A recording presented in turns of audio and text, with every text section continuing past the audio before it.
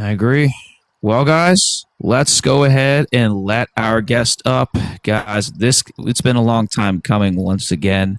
This guy has, immaculate amount of experience. And if you want to listen to somebody that's done it right, he's been in different niches for quite a while during his journey.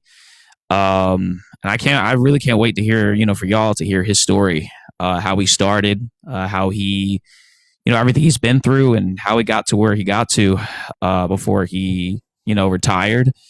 And now he's just teaching others, how to be successful in the industry. I did let him up here. I'm trying to see, because I did invite him up here. Let me see. I'm trying to make sure. There we go. Okay. So yeah. Without further ado, guys, please welcome up our special guest, Mark, the mentor. So just give him a little minute. Still loading up here. Yeah. So as soon as he loads in here, I'm gonna give him the floor and just let him just tell you guys his background, how he started, and just everything like that. So as soon as he loads, because he's still loading, I will give him the floor with that. Still loading.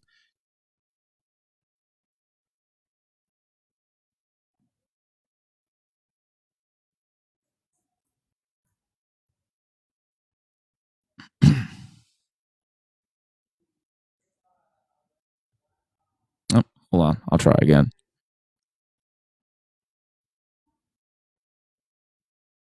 Let's try again. There we go. Awesome. We hear you. I can hear you in the background noise. Yep. Yep. Give me a second. Give me a second. You're good. You're good.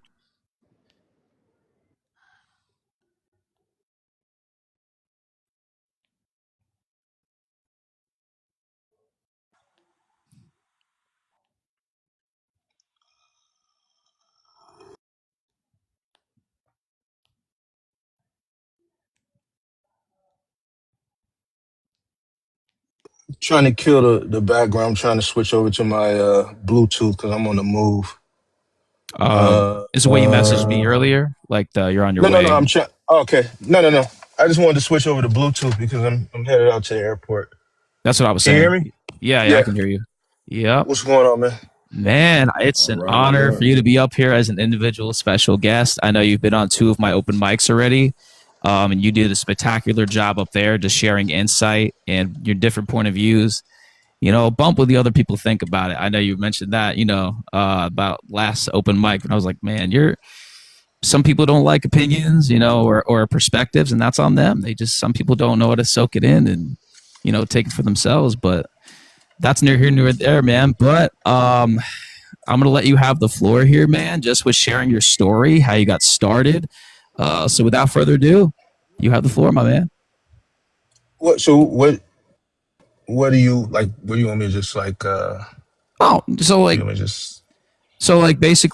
just no. I was gonna say just like how you started, like what year you started. You starting out in a pickup truck, and just how you kind of just moved up from there. I guess what I'm meaning. So you want me to slow walk it or give you like a brief synopsis and then you're gonna ask me questions or? Yep, just like that. Actually, I like how you put that. Yeah, that's pretty much how I do with my, any special guest I have. It's just like how I talk to anybody. Like, let's just say me and you were hanging out, stuff like that, and I kind of I like to do it that way, just like let it flow, and then I just kind of ask you questions just based on, what you say and stuff, just to really deep dive. So I think you put it in a good way though. Yeah, that was a good way. But yeah, All man. right. Yeah. Started in 2010. Pickup truck, Chevy Avalanche to be exact. Kind of a back against the wall situation. I was working for like an urban clothing and cell phone store in Chicago on the South Side. Just still kind of finding my way. I didn't really land a career after I graduated from college. So Throughout my 20s, I pretty much I did retail right after I graduated from college. I couldn't find a job, so I ended up taking a management position at Target and worked there for a couple of years. Then I started working for an ad agency, which allowed me to travel throughout the country doing ad campaigns for companies like McDonald's, Verizon, uh, Cricket Wireless when they were first getting started up, Metro PCS when they were kind of first getting started up, Bank of America, so on and so forth. After I did that for about 2 years, that was about '06 to '08, ended up just getting tired of traveling because I would do campaigns for like, I would go to Miami and I had to be in Miami for like 3 weeks. I remember spending Thanksgiving in Baltimore. I had a Verizon campaign for like a month in Baltimore. I remember being on like a BOA campaign in Houston for like a month. So I just got tired of just being away. So I came back home and ended up working at a cell phone and urban clothing store um, for about 2 years, year and a half, 2 years. And after I left that, he kind of fired me. We used to get into it all the time. And the last time he sent me packing, I uh I was I was kind of in a messed up position. I didn't have any money. So I went on Craigslist one day to sell this CD tower I had. I had like a 7 drawer CD tower. I'm just letting you know how old I am. Um I had a 7 drawer CD tower, so I was going on Craigslist to list it for sale, to sell it just to get some money. And I seen a guy who put an ad up that said, pickup truck will do small moves and deliveries in a pickup truck. So the light bulb popped in my head. Obviously, I got into this avalanche. So I kind of copied his ad, changed the phone number, obviously changed the name, posted it, didn't think nothing of it at the time. About 5, maybe 10 minutes later, I got a call. Guy asked me, could I move a mattress and how much would it be? Didn't know what to tell him to charge him. Didn't really, I hadn't had it, you know, I didn't have a helper. I was kind of shocked that I even got a call that quick. So I told him $75 and he was like, well, when can you be here? So I grabbed a buddy who I knew wasn't working and we went and grabbed a mattress. I didn't have any shrink wrap. I didn't have any bungee cords. I didn't have any ratchet straps. I didn't have nothing. But I went on the north side, grabbed this mattress from this guy, threw it in the back. Well, went and grabbed a buddy, went on the north side, grabbed the mattress, threw it in the back of my pickup truck, drove really, really slow because I had nothing to tie it down. I just kind of had it cocked on an angle in the back of the bed and drove really, really slow and took it to a public storage. And that's where it all started. I just continued to get calls after that. Um, I would post an ad on Craigslist every morning and I would hustle every day. Um, Unbeknownst to me, I just thought that this was normal. I didn't know. It was 2010, so we were in like the height of the housing market crash. So a lot of people were losing their homes. I wasn't doing like full house moves at that time. I'm still doing like odds and ends stuff, but it was just a lot of stuff that needed to be done. People were losing their homes. People were losing their condos. It was just a lot of work that needed to be done. So like I was never short of jobs, just odds and end jobs. Eventually, the guy that I was using initially, I realized very early on, he just wasn't. This type of work wasn't cut out for him. It really wasn't cut out for me at that particular time because I never did anything this labor intensive. But I was determined. I got a lot of ambition, so just starting that journey that was also conditioning my body to get used to this type of work. You know, a lot of stairs, a lot of twisting and turning in ways my body wasn't accustomed to. Um, but anyway, I realized I was struggling a lot. You know, both of us were novice, but he was making it harder for me. So I went back to Craigslist and to um, the gig part of Craigslist, and I put an ad up for a helper, you know, someone with moving experience. And this guy named Aaron responded. And, you know, I called him, or he called me rather, and we went over some particulars. And I said, can you work tomorrow? He said, yeah. He said, meet me on 95th in the Dan Ryan. It was used to be a little Polish stand right there. Mm. And met him there the next day. Guy's about 6'4", Oh you wow. know, football looking guy, you know what I'm saying? Oh, that was a big Um, difference. yeah, that was a blessing. One, because Bless. Yeah. he had a lot of experience, and he would become my teacher. Even though he worked for me, Mm. he would become my teacher. Like, he knew how to angle stuff. Wow. Okay. You know, I was having issues with couches. Like, I remember one of the couches the first couch I did with my buddy, Yeah. we ended up not getting it in. I just didn't know how to get it in. And, you know, it was a lady. And, you know, looking back on it, you know, Mm. she was frustrated. We just couldn't figure out. We got it out of the place we picked it up, but it went up to like, I can't remember. It was like a second or a third floor. This is 16 years ago now. We got it up to the floor, but we couldn't figure out how to maneuver to get it in. I just didn't have that skill set. So we were like literally trying to get this couch in for like maybe an hour and a half. And you can only imagine the damage we were doing to the couch at this point. Mm. And instead of her telling us to just give up, she called a male friend of hers. He kind of came and looked. He didn't say nothing, kind of waited 10, 15 minutes and observed us. And he was just kind of like, you know, hey guys, you know, why don't you just guys leave the couch there? And we're going to call someone tomorrow that's a little bit more experienced Damn. to, you know, get the couch in. You know, we're going to pay you, but you guys are fatigued. It's getting late. And we're just going to call someone tomorrow that's a little bit more experienced.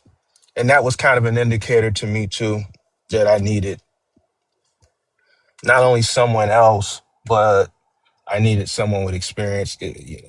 So when I got Aaron, you know, it was like day and night. He, you know, everything that I needed to know about the moving industry, as far as packing a truck, maneuvering furniture, um,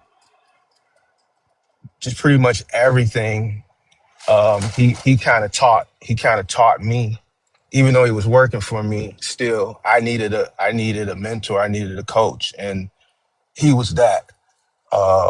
And I kind of think God sent him to me. I didn't know at that particular time, because, you know, I'm still in my pickup truck hustling at this point, summer 2010. I didn't know at that point what I know now, where I was going to get to and how far I was going to take it. So I think God sent Aaron to me. And if I ever see Aaron, you know, Aaron was with me about 10 years. Aaron, you know, functioning alcoholic.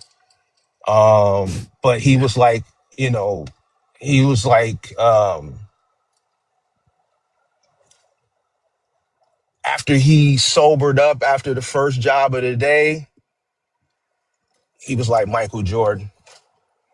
Once we Wow. got through that first job, you know, that first job was rough every day, but that first job is what would sober him up.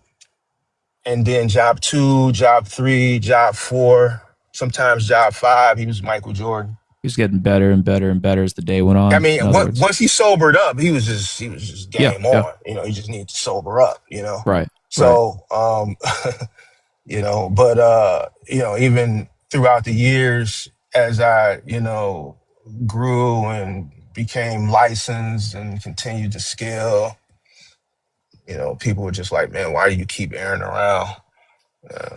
Because like I don't think I would have got to where I got to without Aaron. So that's kind of why I always kept him around. Even though his, alcohol addiction got worse, like throughout the year, he wasn't as he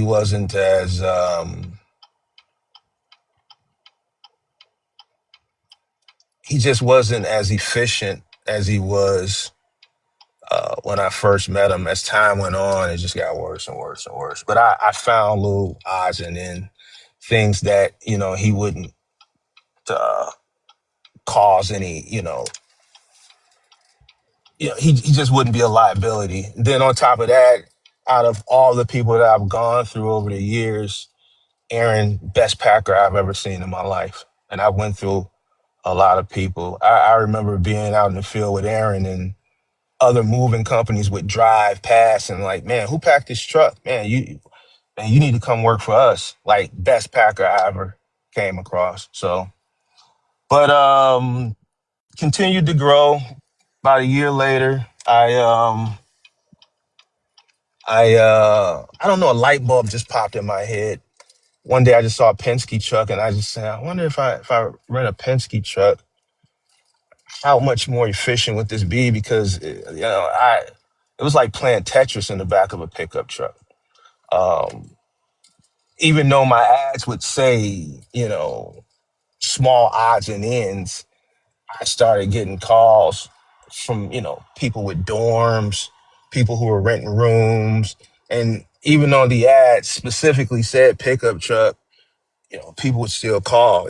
There's a niche there's a niche customer, right, that just has enough money to get stuff from point A to point B, and they can't really afford a premium mover, or they can't really afford a even a rogue mover who operates like a licensed premium mover. There's a customer that just, I just got enough money to get shit from point A to point B. I don't really need it wrapped. I don't need it padded. This shit is hand me down. Anyway, a pickup truck is fine. And in this market, there's a lot of people like that at that particular time. I don't know for now, but I'm pretty sure there is. So I just got a lot of those calls. But one day I just said, I'm gonna call Penske and see how much it costs to rent a 16-foot truck. And it told me $225 a week, 10 cents a mile. So I'm like, that's it. I'm making like $500 a day in my pickup truck, Mm. So I'm like, all right, that's nothing. Went, rented a truck for the week. And the first move I did, it was like day and night. Like I'm still paying Tetris, but it's not like Tetris in the back of a pickup truck. You got more room to move around. It's more efficient. So now we're getting jobs done quicker because we're spending less time packing the truck. Um, so that was 2011. I kept putting those ads on Craigslist. So now we're doing 1 bedrooms. We're doing 2 bedrooms now. We're going into people's homes where people are losing their condos, right? Because that what people don't understand about 2008, like people just didn't start getting kicked out of their homes in 2008. The foreclosure is a process. So there were people that were losing their homes in 2010. There were people that were losing their homes in 2011. I remember doing a move in 2011. I moved a lady from a penthouse downtown Chicago to like a fourth floor walk up into what at that particular time was a sketchy part of the city. Now it's been gentrified, and the lady broke down in my arms crying when I brought the last item in. And I didn't understand it. It was unbeknownst to me at that time why I was trying to figure out like what happened to this lady that she's moving from a penthouse to a fourth floor walk up on top of a corner store in a gang infested neighborhood. And she had lost pretty much everything in the housing market crash. So it was jobs like that. It was a lot of jobs like that. We were moving a lot of people from condos to storage units because they were losing their condos. I remember moving people from condos and homes to their parents' basement. I remember moving married couples out of condos. The husband went to his parents' basement. The wife went to her back to her parents' house. So this is what was going on at that time. Um, Calls were coming in, and my one truck was booked, but I continued to get calls. So um, light bulb popped in my head. Well, maybe if I get a second truck, I can take on more moves. I'm getting the calls from them. Went back to the neighborhood, grabbed some guys from the neighborhood that needed employment, added a second truck, repeated that again, added a third truck. By 2012, I'm running 3 trucks, all Penske Wow. household goods moving. I'm parking these trucks on my mom's blocks. There's a neighbor at the end of the block because I would park them on the corner. My mom's house is 4 houses from the corner, so I would park all the trucks and line them up on the side street. I remember my neighbor used to get mad at me and call the police, and they would ticket the trucks. Long story short, from there, but that was 2012, running 3 trucks, household goods moving, got caught by the Illinois Commerce Commission for doing unlicensed household goods moving. Had no Mm. idea about a license, had no idea that there was a regulatory agency in Illinois that regulates household goods moving until they popped me. And that's what kind of forced me into getting licensed, because when the ICC catches you, like, they fine you heavily and they don't play no games.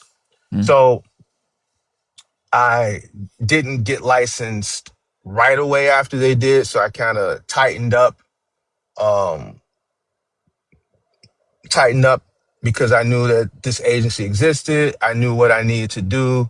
So I said, all right, I set a timeline of what I needed to do to get licensed.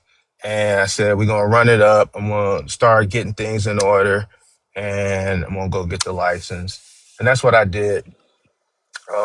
By 2013, when I got the license and everything, I got a call from a company called Dynamics. I'm speeding this up so you can Yeah, get no, I'm to enjoying this, by what the way. So you're okay. good. Oh yeah. Oh 20, yeah. 2013, I got a call from what people know now as T-Force. It used to be Dynamics. A guy named Oh, Eric Field called me. And at that time, a lot of the 3PLs back then, this is most of the 3PLs back in that time were still private, right? This is before a lot of the trucking companies started to acquire 3PL, final mile 3PLs. Trucking companies, they didn't do the final mile because there was a lot of liability, and it's very expensive. The final mile is very expensive. It's the most costly, and that's where the most liability is. So pretty much that whole sector was still privatized. I got a call from a company named Dynamics, and they said, "Hey, we're having an issue with this contract. Our guys are accustomed to, just delivering packages, parcels, messenger." This is when, like, a lot of companies were starting to uh, source 3PLs for bigger, bulkier items. So these guys that were accustomed to being messenger delivery guys that were taking on some of these furniture contracts, they just weren't accustomed to maneuvering stuff inside of people's homes. So there was a lot of claims. And they said, we had a meeting, and someone in corporate had the wise idea that maybe we should reach out to some moving companies, because moving companies are accustomed to maneuvering heavy furniture in and out of homes every day. So I got a list of moving companies. You happen to be my first caller today. I was wondering if you could come in for a meeting and just hear us out. So I drove out to Dynamics. Used to be out in Wooddale at that time, here right by Elk Grove Village. Sat down with this guy, Eric Field, heard him out. They gave me 2 options, which, at that particular time was great. They were desperate. They said you could take $33 a stop, or you can take a guarantee of $500 a day, Monday through Friday, 600 a day, Saturday and Sunday. I took the guarantee. It was for a contract called IKEA. Pretty sure everybody heard of it. And I ran that with my moving company initially, but after a few months of running it, I realized I needed to separate these two entities. So what I did was I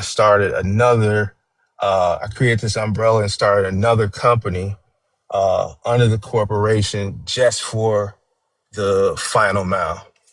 And then I separated the two. So we started with 126-foot truck doing IKEA guarantee Monday through Friday. Obviously, they needed more help. So they asked me one day, could I add a second truck? They needed more help. One day they asked me, could I add a third? And then they started to say, hey, can you do the evening runs? So IKEA at that time, there were morning runs, and then there were the 3 o'clock runs. The 3 o'clock runs were smaller runs. The morning runs were pretty much kitchens. Most of the morning stops were kitchens. You know, you can go to IKEA and get your kitchen and design. Everything pretty much is flat packed, right? So the big stops were in the morning. So I'm running, at one point I was running like 6 trucks for IKEA 7 days a week. They were really struggling with this contract. So even though my company was doing really well, the other contractors were still doing bad. And it just wasn't enough at that particular time from our branch because they had it nationally to save the contract. So after about maybe 8 months of running with Dynamics, they ended up still losing it to a company that's now defunct because they were acquired by XPO, but they lost the contract to a company called Urban Express. The moving company is still running. You know, moving company is still running. I'm running 3 trucks every day for the moving side of my business. And I got the trucks running over here. So they lost the contract to a company called Urban Express. One of the dispatchers from Dynamics got hired by Urban Express. So it was easy for us to come over there. I just needed to fill out the application, go through the onboarding process. So there was a little lapse, but not long, maybe a couple weeks, right? So we were running over there for Urban Express. It wasn't as sweet as Dynamics. They weren't giving me the 5 and 6, 500 Monday through Friday, 600 Saturday and Sunday. The most they could give me was 425. Still good, right? You gotta understand this is 2013 at this time. So, you know, I'm paying guys $10 an hour to the helper, $12, $13 an hour to the driver.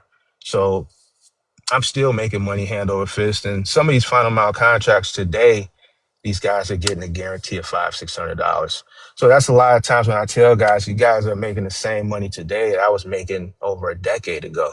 Like there's a guy in my Discord who's running a final mile contract. His minimum guarantee is like $575. You know what I'm saying? So it was 425 with Urban Express. We ran with Urban Express for like 5 or 6 months, and they get acquired by XPO. All right, so we fold under XPO for that contract. Moving trucks are still running. We fold under XPO, but I've also picked up Select Express at that time too. So I'm running trucks for Urban Express, right, for IKEA. I'm running the Select Express trucks would fluctuate anywhere from 2 to 4 trucks a day.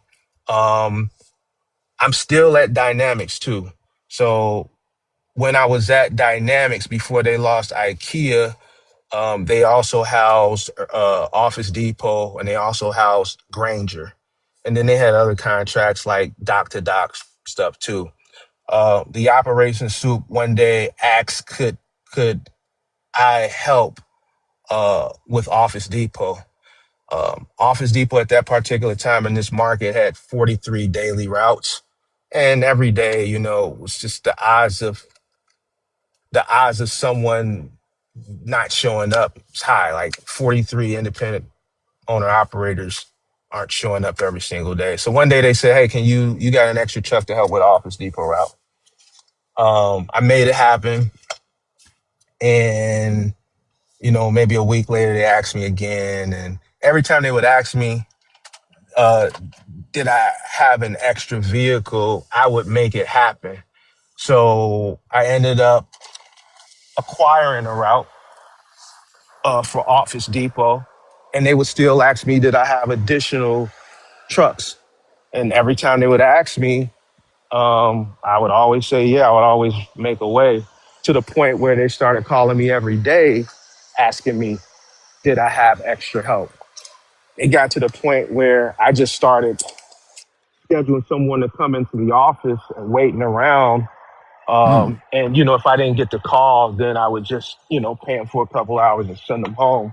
But um, I ended up building up my Office Depot fleet with dynamics to 9 vehicles a day, Monday through Friday, that way. Um, just from, always accepting opportunities when they came and seeing the pattern, and just, set myself up for those calls and being able to say yeah all the time. And then, once we started, covering for a lot of these independent guys who weren't showing up for the routes, they were calling off sick, noticing the pattern, I realized every Monday there would be a multitude of owner operators that would not show up. Um, the longer I covered a route for Office Depot, I would start telling Roslyn, I would start lobbying for that route. Because the way I looked at it, look, if your truck is broke down, if your van is broke down, and you have a dedicated route and you don't care about your route, if you don't care about your route, um, to the point where you're not going out and renting a van, you're not going out and renting a van to cover your route, then man, I need that. And I would lobby. And Rosalind, you said, give them a week. If they don't come back, if they ain't get their van up in a week, then you got the route. I'll just deal with them when they come back. And that's how I built my route up. So my route's up. Listen, some people don't like it, but at the end of the day, it's a dog eat dog world. I'm trying to get to it. Mm. So I ended up building my my Office Depot fleet up to 9. I was running six 16-footers and 3 vans. And we were doing pretty much bulk.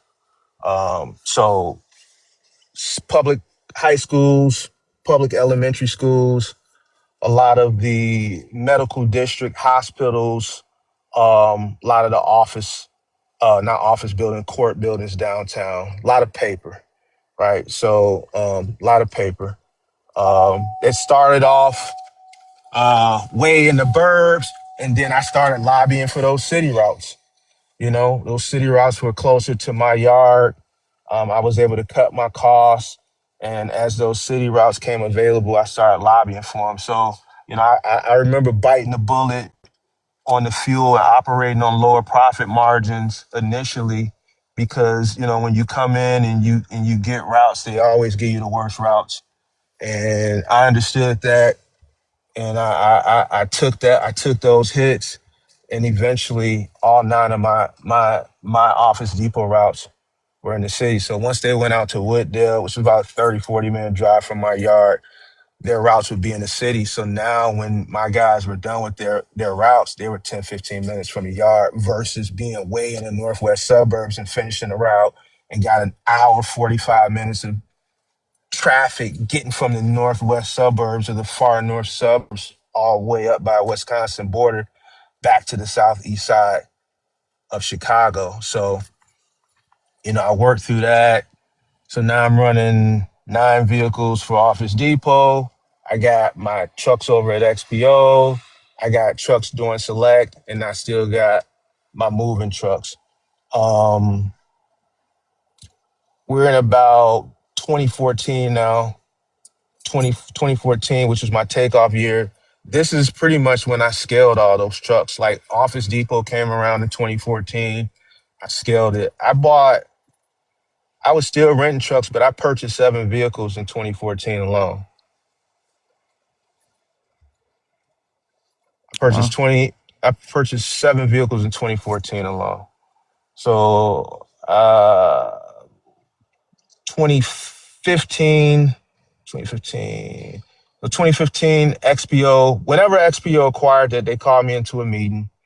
And the way Urban Express was paying me on that guarantee, it was like after 2 months, XPO called me into a meeting. I went out to Bolingbrook where XPO was at. And they said, hey, it's been a couple months. We wanted to meet with you and we want to set you up in the way we do things. We're not paying you a guarantee anymore. This is what we're paying per stop. And also, we need you to add a $3 million umbrella on top of the insurance you got. Sounds like you had. What'd you do from there? Since they offered Well, that, I, yeah. I, I sent the verbiage to my broker, Don.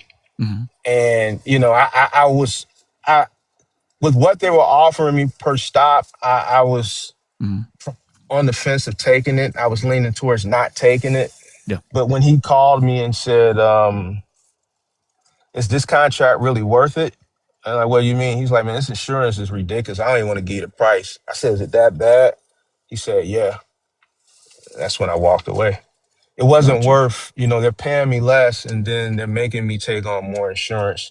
So that's when I finally walked away from IKEA. So I had to find something else for those trucks to do. So I just added more trucks on for Select. But I remember doing phone books for a period of time just to keep those guys working. And I was doing that at a loss until until I was able to find something else for those guys to do. But I ended up eventually just phasing them into Select Express. So still running moving trucks, 2016, 2017, 2016, end of 2016, I get an email from a company called Nonstop out of Virginia, 3PL, but the way they operate, they send you the freight. You got to have a warehouse. At that point, I had a warehouse. I wasn't utilizing it. Um,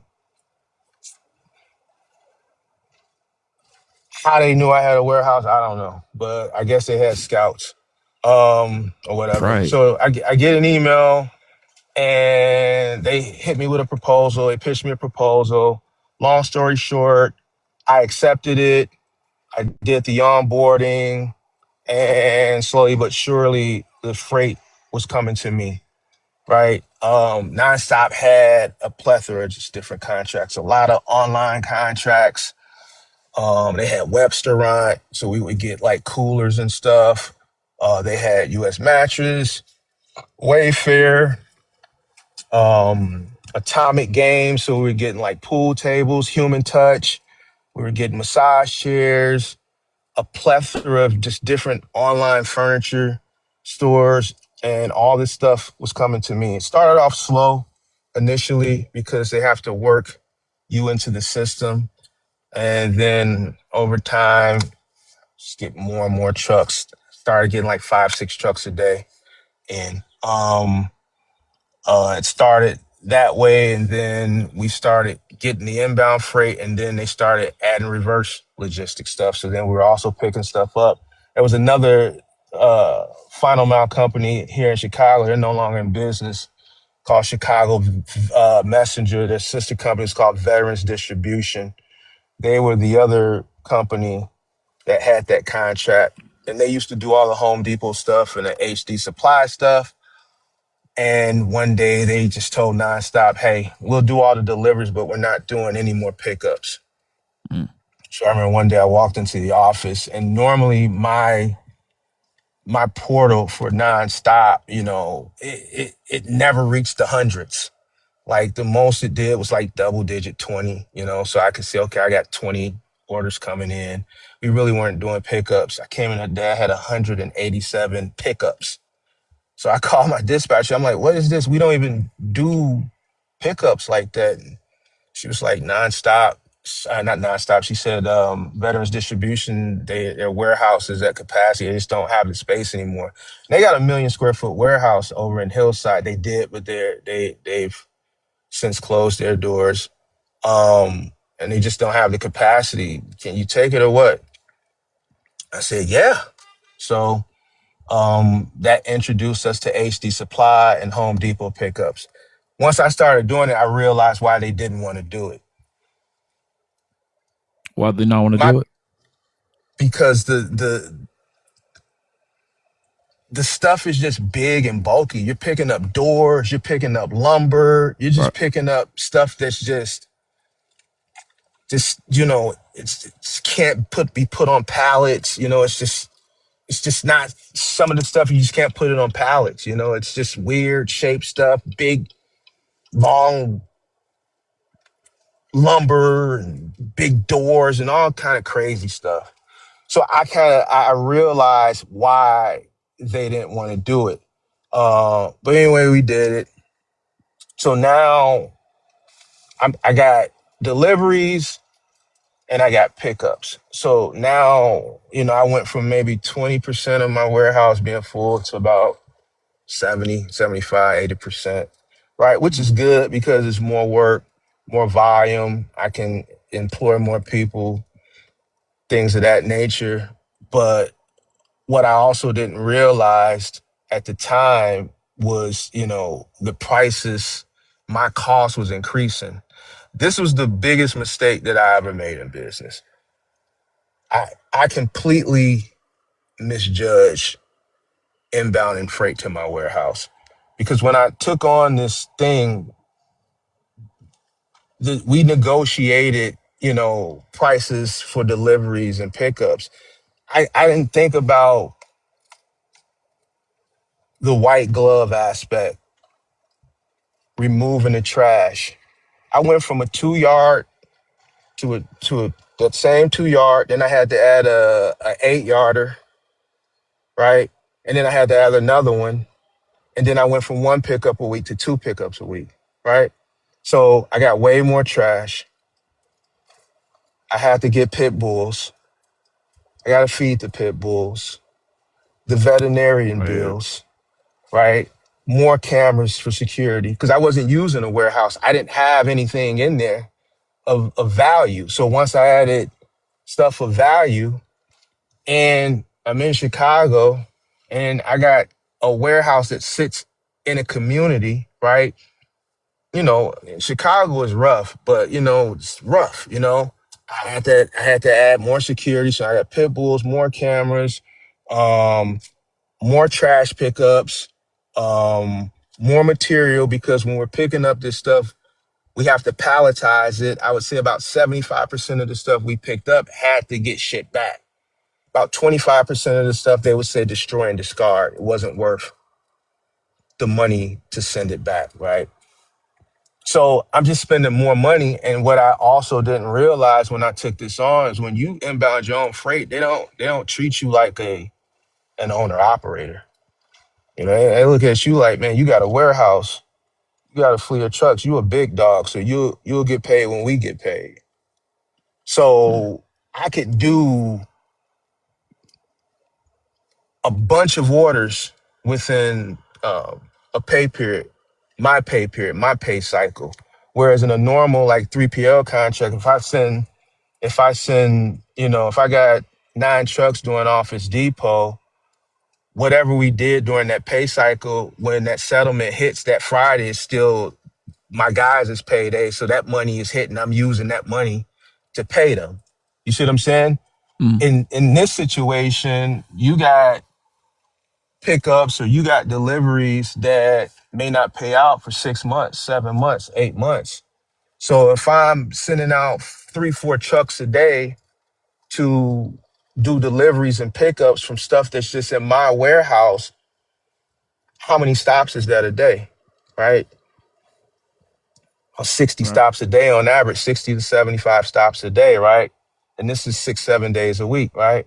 So I could do X amount of dollar as far as cost, fuel, labor, so on and so forth, and pickups and deliveries in a pay period, and get a settlement that pay period for $700. Wow. I might have done $10,000 worth of work, but only got a $700 settlement because that $700 is just pickup or deliveries that have were settled from stuff that we probably did 3 months ago. This one order that Ooh. paid out of that 700 we did 3 months ago. This particular order we did 6 months ago. This particular order we did 30 days ago, right? So that particular contract was you get paid when we get paid. And we got that at the end of 2016. It really grew in 2017. And to be honest with you, I would have failed that year if it wasn't for my moving company. Because I was diversified and the moving company is a cash cow, that moving company had to loan to the final mile company because that particular contract was just draining a lot of the cash flow. We were doing the work, but the money wasn't coming in. It Yeah. just wasn't coming in. And just to fast forward on that particular contract, when I finally just said, I can't do it, it's like a year and a half, 2 years later, So this is from the last 2018, day when we 2019. 2018. Okay. So we did it we did it 2 years. Mm, gotcha. I got a settlement every week for 8 months. That's how much money they owe me. Jeez. So from the last day we did it, I still continued to get paid for 8 months every week. That's how much money they owe me. So that was 2018. What I did was just picked up more Select Express. I was always good with Select Express, and I could always pick up more because Select Express just always had a problem with contractors in Chicago. So I would always be the save the day guy. Mike Cohen was the big dog at Select Express back then. And, he would have me on speed dial, or I could call him on speed dial and just be like, yo, I got 3 extra trucks ready to go. Let me know what you want to do. So the moving company is just steady. It's just steady. What I mean? This is Chicago. It's 2.7 million people, 9.2 million city and suburbs. So my moving company, I never had any hiccups. It just continued to grow. You know, Peak time, I would always go out and rent 3 extra trucks and just have them sitting to the side, just in case a truck went down, just in case, end of the month, first of the month, just to get that overflow. I would do that every summer, from May all the way to September. Wasn't a big deal because moving is a cash cow. Um, Kind of fast forward 2018, 2019. So 2017 was a rough year for my final mile business. Thank God for the moving company. It saved my behind. Uh, 2018 kind of turned the final mile company back around.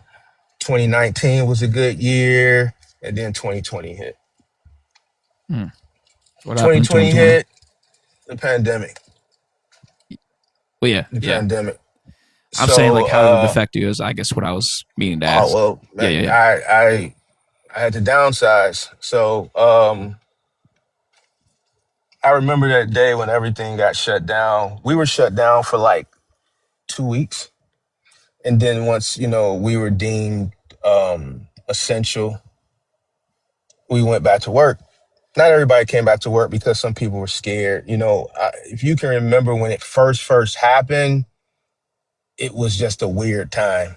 So Hmm. some people didn't come back. Um, Once the money started flowing, um, I'm just gonna keep it a buck. I'm Keep gonna it a keep it a buck. buck, man. Yeah, yeah. You know, man. Once that money started flowing, man, it just was not easy keeping people working. So Really? oh no, bro, Why no, so? bro, The money no, was bro. flowing. You said right. So the money started flowing. No, the All right. money was flowing. The PPP, the EIDL, the scams, Mm, the unemployment, federal unemployment, state mm, unemployment. mm. I remember an employee came to me and said, "Hey, Mark, I can get you 20 in these 5 states. Just give me 5." Oh wow. Okay, He that's said, what "I you can get need. you 20 in Indiana. I can get you 20 in Arizona. I can get you 20 in this state and get you 20 in that state. Just give me That's 5." true. There was a lot of So, scams back then in trying to get COVID. someone to carry furniture on a hot summer day, when, they got all these scams going on and the government is pretty much giving out free money. It's a difficult task. So I had to downsize, and that's what brought me back in the field. I hadn't been in the field on a truck in 7 years. I Mm. came off, I I came off, I came out of the field in 2013. And I believe that was a big reason why 2014 was my takeoff phase Mm. of the 5 stages of business growth, because 2014 was my first full year. Came off the truck in September, October of 2013. 2014, I took off. Broke up with my Yeah. girlfriend January 2014. Yeah. So I didn't have to worry about her. Yeah. 2014 was the first year I grossed $1 million. Um, Wow. but 2020, I had to downsize. I remember being on a truck, um, 2020, and I just, had to be like June, July, August, because I remember it was hot as hell outside. And I'm just thinking, like, man, what is this we're in? How long is this gonna last? Because that first year we were hearing 2 years, 3 years, 5 years. They were comparing it to the influenza. It was still early on, the summer of 2020. Yeah. And I just didn't understand what was going on. By the end of the year, I said, you know what? If this continues to go on like this, then, you know, I'll probably never be able to operate how I was before this started. By maybe beginning of 2021, spring of 2021, I realized at that point that things weren't going to never be the way they were. I started to see the mindset shift. People had been out of work for a year. I started to hear work-life balance. I never heard that term before in my life. Yeah. I never heard that term before in my So you life. believe it started? Um, You believe that statement started around COVID, it, the it, work it, life balance? I'd never heard of it before Yeah. until Yeah. until COVID. But I Yeah. didn't, by 2021 is when I started hearing it. Yeah. Yeah. Um, and I just realized I said, man, it's probably never going to go back to the way it was. I just continued to work. I hadn't started divesting in the company as far as the assets and the trucks yet. But I set up a plan. I said, I'm going to get this another 2 years. They're talking about 3 to 5 years. My exit was 2025 anyway. I set my 2025 exit in 2018, Wow. right? But by 2021, I said, I'm gonna get this to the end of 2022 and I'm done. So Right. I had been out and back in the field for a year anyway. So, the people that were still rocking out with me, they had changed too. It had became a struggle with them. They started to push back. The leverage that I had prior to the pandemic, I didn't have it anymore. Like I used to, um, the way I would punish a person I would give them a week off to think about it. Mm. Whatever it is they did to piss me off, late, whatever it was, I would give them a week off, right? Once upon a time, a business owner had the leverage. I realized that leverage had shifted over to the employee. So the guys that were still coming to work for me, they were pushing back. They were demanding more money, which I was giving them more money because I needed them. But they were constantly pushing for more money because for the first time, those guys that were with me prior to the pandemic, me being back on the truck was an indicator. You see what I'm saying? It was an indicator that I now need you. We got the leverage. I was paying some guys $50, $60 an hour during that time period, which was fine because I was able to increase my my price. Like I was charging $300 an hour for moves during the pandemic, and people were paying it. No big deal. I had completely divested at that point from Final Mile. So I'm paying guys $50, $60 an hour, and I'm constantly steady trying to hire people, but the people that I'm hiring are just not. I'm noticing they're not from the cloth of the people that I was hiring from 2010 to 2018. They don't It have was just a Aaron's different. mindset. Sounds like. They didn't Or have not. Aaron's Yeah. mindset. None of the guys that Yeah. I had hired. The thing was, is in 2017, 2018, I started to notice the mindset shifting. So Mm. where we are today, we were going to get here anyway. I think the pandemic just That was when the storm was going to it, it, it start. just it just boosted it, put it on steroids, and got us to this mindset a lot quicker. It sounds like, you know what Right? it sounds like when you said in 2017, you know how people, some people can like, and I don't know if you heard of this before, but some people can like smell if a storm is coming or they sense a storm is coming, I guess figuratively speaking. It sounds like you kind of sensed it before it happened. Well, what I sensed was the gig economy. Okay, I remember elaborate. people. I remember Yeah. people bragging about making $4,000 a week driving Yeah. Uber, but this was during the early days when they were paying a lot of money per mile. Right? Yeah. They were a new company, so they were incentivizing people to come onto the platform. Obviously, we know how new companies that have VC money operate. They're going to operate at a loss. They don't mind spending the money, but eventually, over a period of time, they're going to start lowering that pay. So back then, they were paying people a lot of money. And I said, yo, if this gig thing continues to evolve, it's going to be hard getting people to come work for me. See, my leverage back then was felons. Yeah. When I was hiring people early on, 2011, 2012, 2013, there was no gig economy. There was no Uber Eats. You couldn't have your baby mama sign up because Uber Eats is not going to let you on if you're a felon. But, the Yeah. play is how your baby mama sign up and then just give you the phone. Right. I order Right. food all the time, and Keisha, I see Keisha on my app. And then when I go downstairs, it's Man Man. You know what I'm saying? It's Man downstairs. And, Yeah. Yeah. the store, the restaurant ain't tripping. You know what I'm saying? I mean, when I'm gonna trip, I mean, it's my food. I'm gonna say, take it back. You ain't Keisha. I want to see Keisha. You know what I'm saying? So, so it wasn't none of that. There was no Uber. There was no roadie. There was none of these apps that people do. You see what I'm saying? So, Yeah. Yeah. back then it's either you worked or you were broke. So Yeah. Yeah. felons, I'm like, shit, send me all the felons. You got a uncle that just got out the joint, as long as he wasn't locked Because up they're for no, hungry. because they Yeah. hungry. As long as they wasn't, and here the society deems them undesirables. They couldn't get a job. Like a felon Mm. can't. Most places turn them away. So I'm like, well, send me everybody. Right. I had already had all the guys from the neighborhood.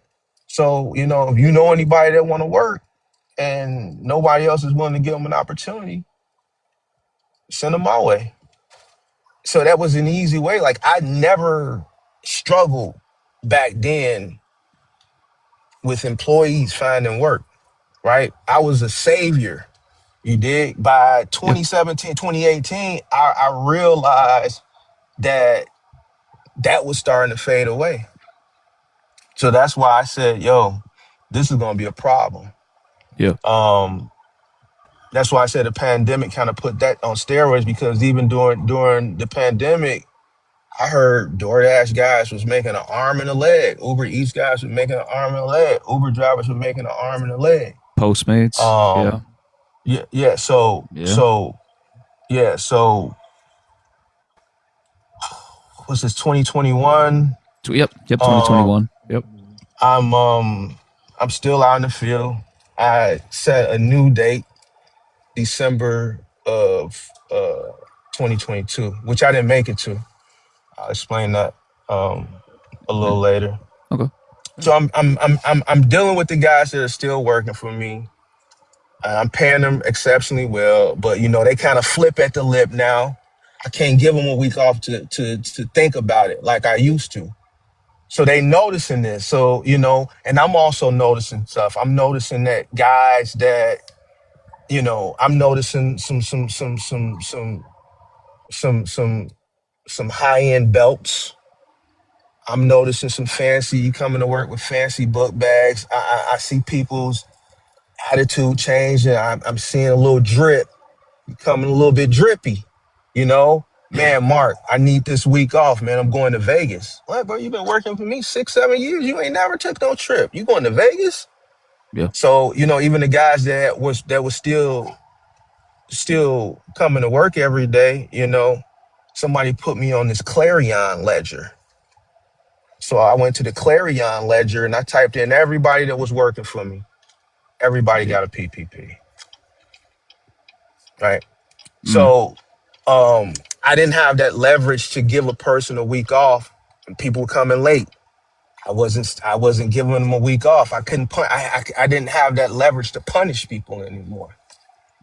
Yeah. Um, so I was still hiring new people, but they weren't nothing. I remember being short staffed one day, so I took the route that was shorter, man. That route had 3 moves that day. I took the route that was short staffed with a new guy. The first move should have maybe a 6 hour move if we would have had all 3 guys. Even if we would have just been short staffed and my second guy would have been an experienced guy, 7 hours, maybe 6.5 hours. Man, that took us 9.5 hours. Still Mm. had 2 more moves. I didn't get to my third move till 11:30 that night. It was the Jeez. third floor. I took the worst route. I'm the boss, right? So Yeah. I got to take the worst route with the newest guy. This guy is all in his phone. No, He'll bring something to the truck, but then on his walk back to the house, he got to go on his phone and check his Instagram and I know that would stuff piss like you off. that. That would. He's got to pull Yeah. his pants up. He ain't got no belt. Oh You know what I'm God. saying? So it Yeah. was just, I'm just seeing this pattern. It wasn't just him. It was like everybody that I was hiring during So that other time people you're period. hiring were very similar to him. You're saying. Yeah, so it was similar to him. So not only am I short staffed because of the pandemic, all the free money, people just not wanting to work. I noticed that the quality of people that were hot, that were applying, that claimed they want to work, weren't worth nothing no more. So going through, um, and I said, you know what, I had moved it up, and I said I'm just gonna keep really working really really hard.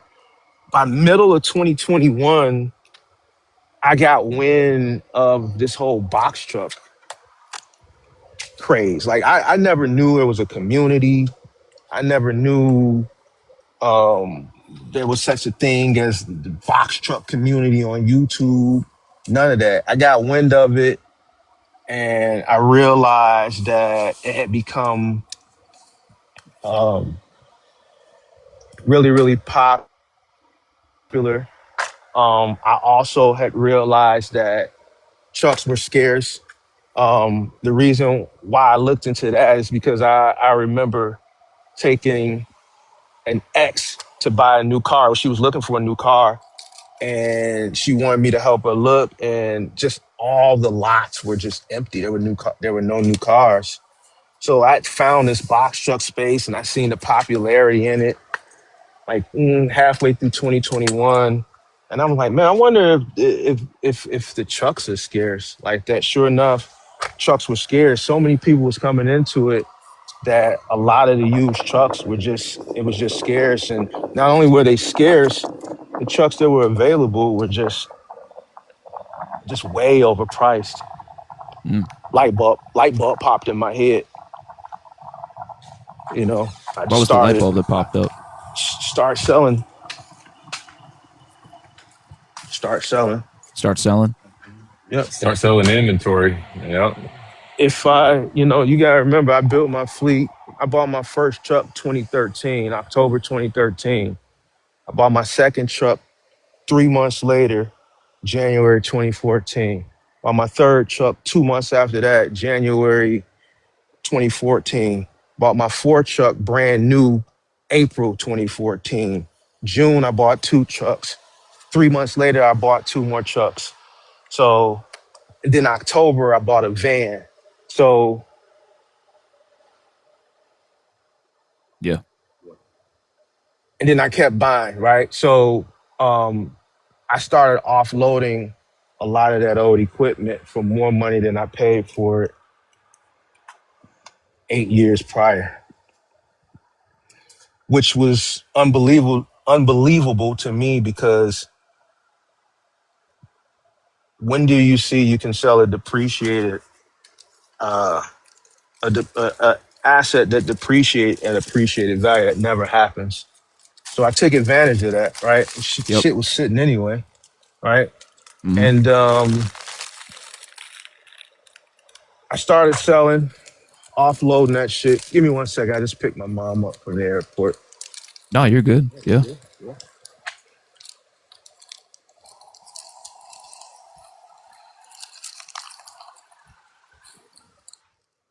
So I started offloading because I knew I was coming out anyway. I thought that was a great opportunity. I was on the fence about it. I wasn't sure. I'll be honest with you. I wasn't sure. Give me 1 second. Yeah. Give Yeah. me No, one you're second. good. Yeah. Yeah. Oh.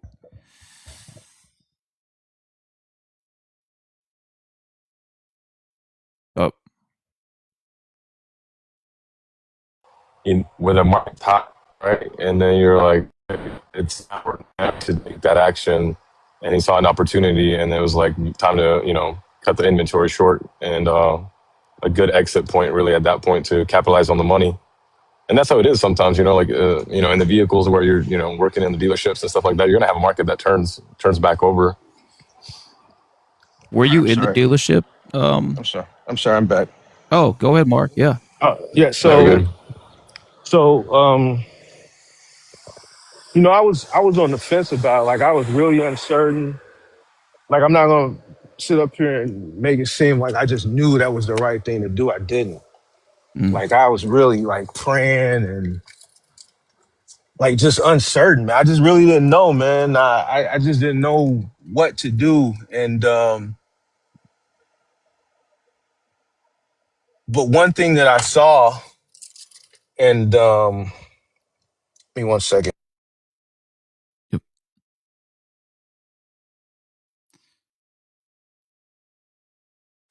One thing that I saw once I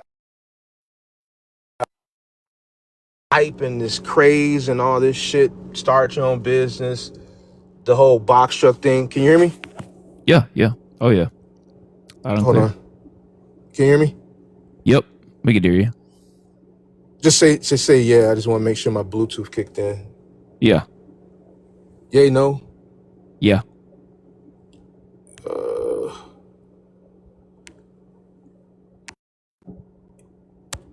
Can you hear me? Yeah. Can you hear me? Yeah. I can't hear you. Give me 1 second. Give me a second. I'm gonna drop down and come Yeah. back in. Yep. That's fine. How Okay. do you drop down? I got you. I'll do it.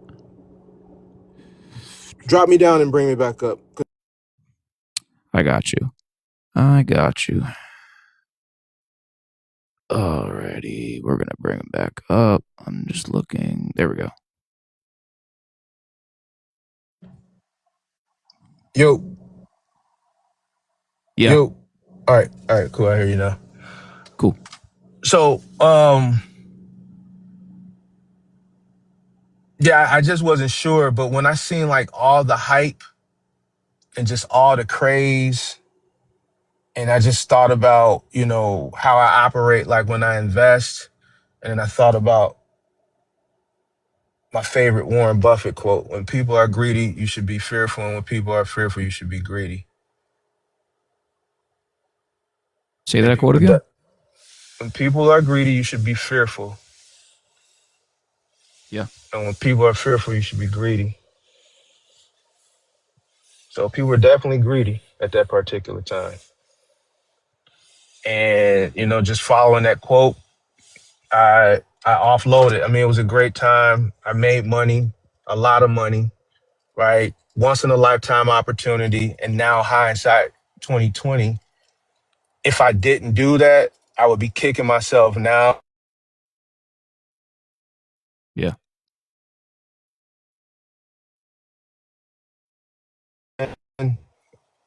So I started offloading and preparing for my exit. I made a lot of money during the pandemic. So even though I wasn't operating at full capacity anymore, I upped my price on what uh, uh, we're normally charging. Obviously, I got to pay people more money to put in the work. Yo, can you hear me? Yeah, it's probably the service. Is it the Yo, service out there? You think I can hear you? Yeah, yeah. yeah, I'm sorry, I'm on the move. I was charging a lot of money during the pandemic. People were paying it. They didn't have no problem paying it. Obviously, I had to go up. I wasn't Hmm. gouging. Every moving company was charging $100 an hour per man at that particular time. So I made a lot of money with, the equipment I was running, the people I was running, and I had divested. So I charged more, sold off assets at appreciated value. I made a lot of money in my investments too. My real estate shot up. Then all my brokers just shot up. I made a lot of money in crypto at that time. So I did really, really well. And I just kept selling off assets in preparation for my exit of December 2022, which I didn't make it to um, because of the market during the pandemic, as far as the interest rates being what they were. We were busy all the way through. Like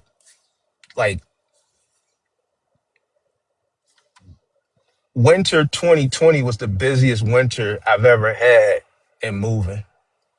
Like winters are slow. I wonder why it was like that. We worked all the way, well, because of the interest rates. Oh, yeah, yeah. Fair enough. Yeah, The interest that rates were really low. Our interest rates were at all time low. that's when I So bought even my though people were house. paying more, okay. So even though people were paying more for the home during that time period, the rates were really low. Yeah. Um, so, we were moving all through the winter, which normally the winter is slow for household goods moving. So all the way through the winter of 2020, 2021, peak moving season, 2021 into the winter of 2021, going into 2022. Now, mind you, I'm working every day, bro. I'm not 30 like when I first started, bro. I had been off the truck. I've been off for 7 years. I'm just sitting in an office, bro. So now I'm a 40, 41, 42-year-old man doing very, very labor intensive work. That's nonstop. Like we're humping, bro, during the pandemic. Yeah. My body just gave out on me. Wow. I threw my shoulder out. I kind of injured it and I just ignored it because, I got work on the schedule and I'm short. I got to be out there. And eventually it just failed. My shoulder failed on an arm where I'll never forget the day.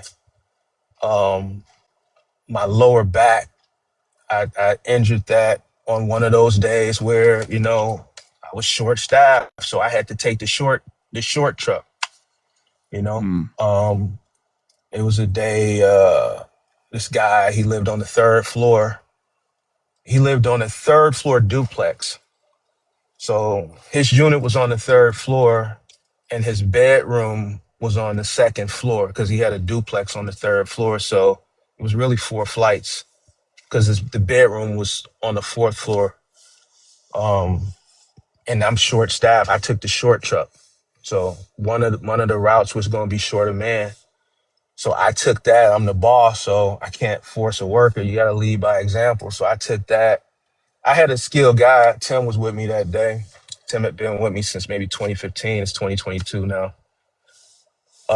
But it was a very strenuous, that first job was very strenuous. You know, he was a customer who wasn't considerate. He didn't unpack any of his dressers and chests. So I'm coming off a fourth floor with dressers and chests that are still filled with clothes. So it's making it even heavier. Wow. Um, and, you know, I'm humping. And then the place he moved into was a steep second level. So this flight was steep. So it was just my lower back, I killed my lower back that day. So and that was the day, that was August of 2022. I looked at the schedule and I looked to see how far out we were booked. We were booked out to October. I can't remember the day. Whatever that date was in October, I said, I'm not taking anything else. This is the last day. Last job. Yeah. Calendar is closed. So I got 2 more months. After that job, I went to urgent care. They said strain or whatever. They gave me some Flexeril. Yeah. I had to keep rolling, bro. So I got a bad shoulder, a Oh. fucked up lower back. Yeah. You know, my right hip was fucked up. My knee was banged. You know, I'm working some weeks 7 days a week. You know, Yeah. preparing for this exit. And I got all the way through to that day in October by the grace of God, and I still had 3 trucks that I still Yeah. had. And I said, I'm just going to hold on to these just in case of insurance, because I still wasn't sure. I was sure that I did the right thing. You know, I got the money. I'm not really tripping on no money, but I'm like, man, just in case. So I kept 3 trucks.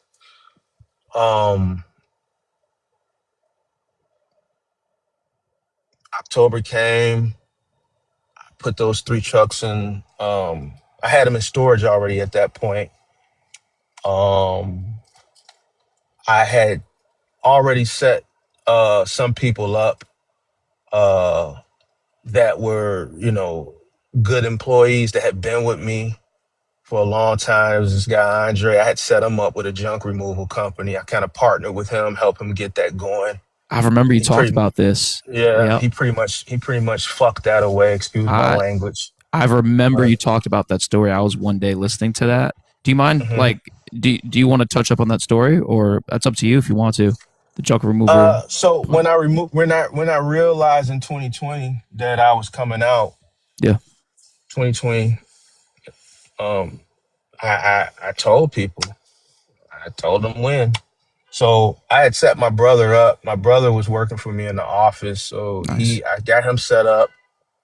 Andre, I got him set up. He wanted to, well, he came to me. You know, he was one of the ones. He was still working, but he got a PPP Mm. for like 40. He's like, Mark, I got this 40. I don't want to screw it up.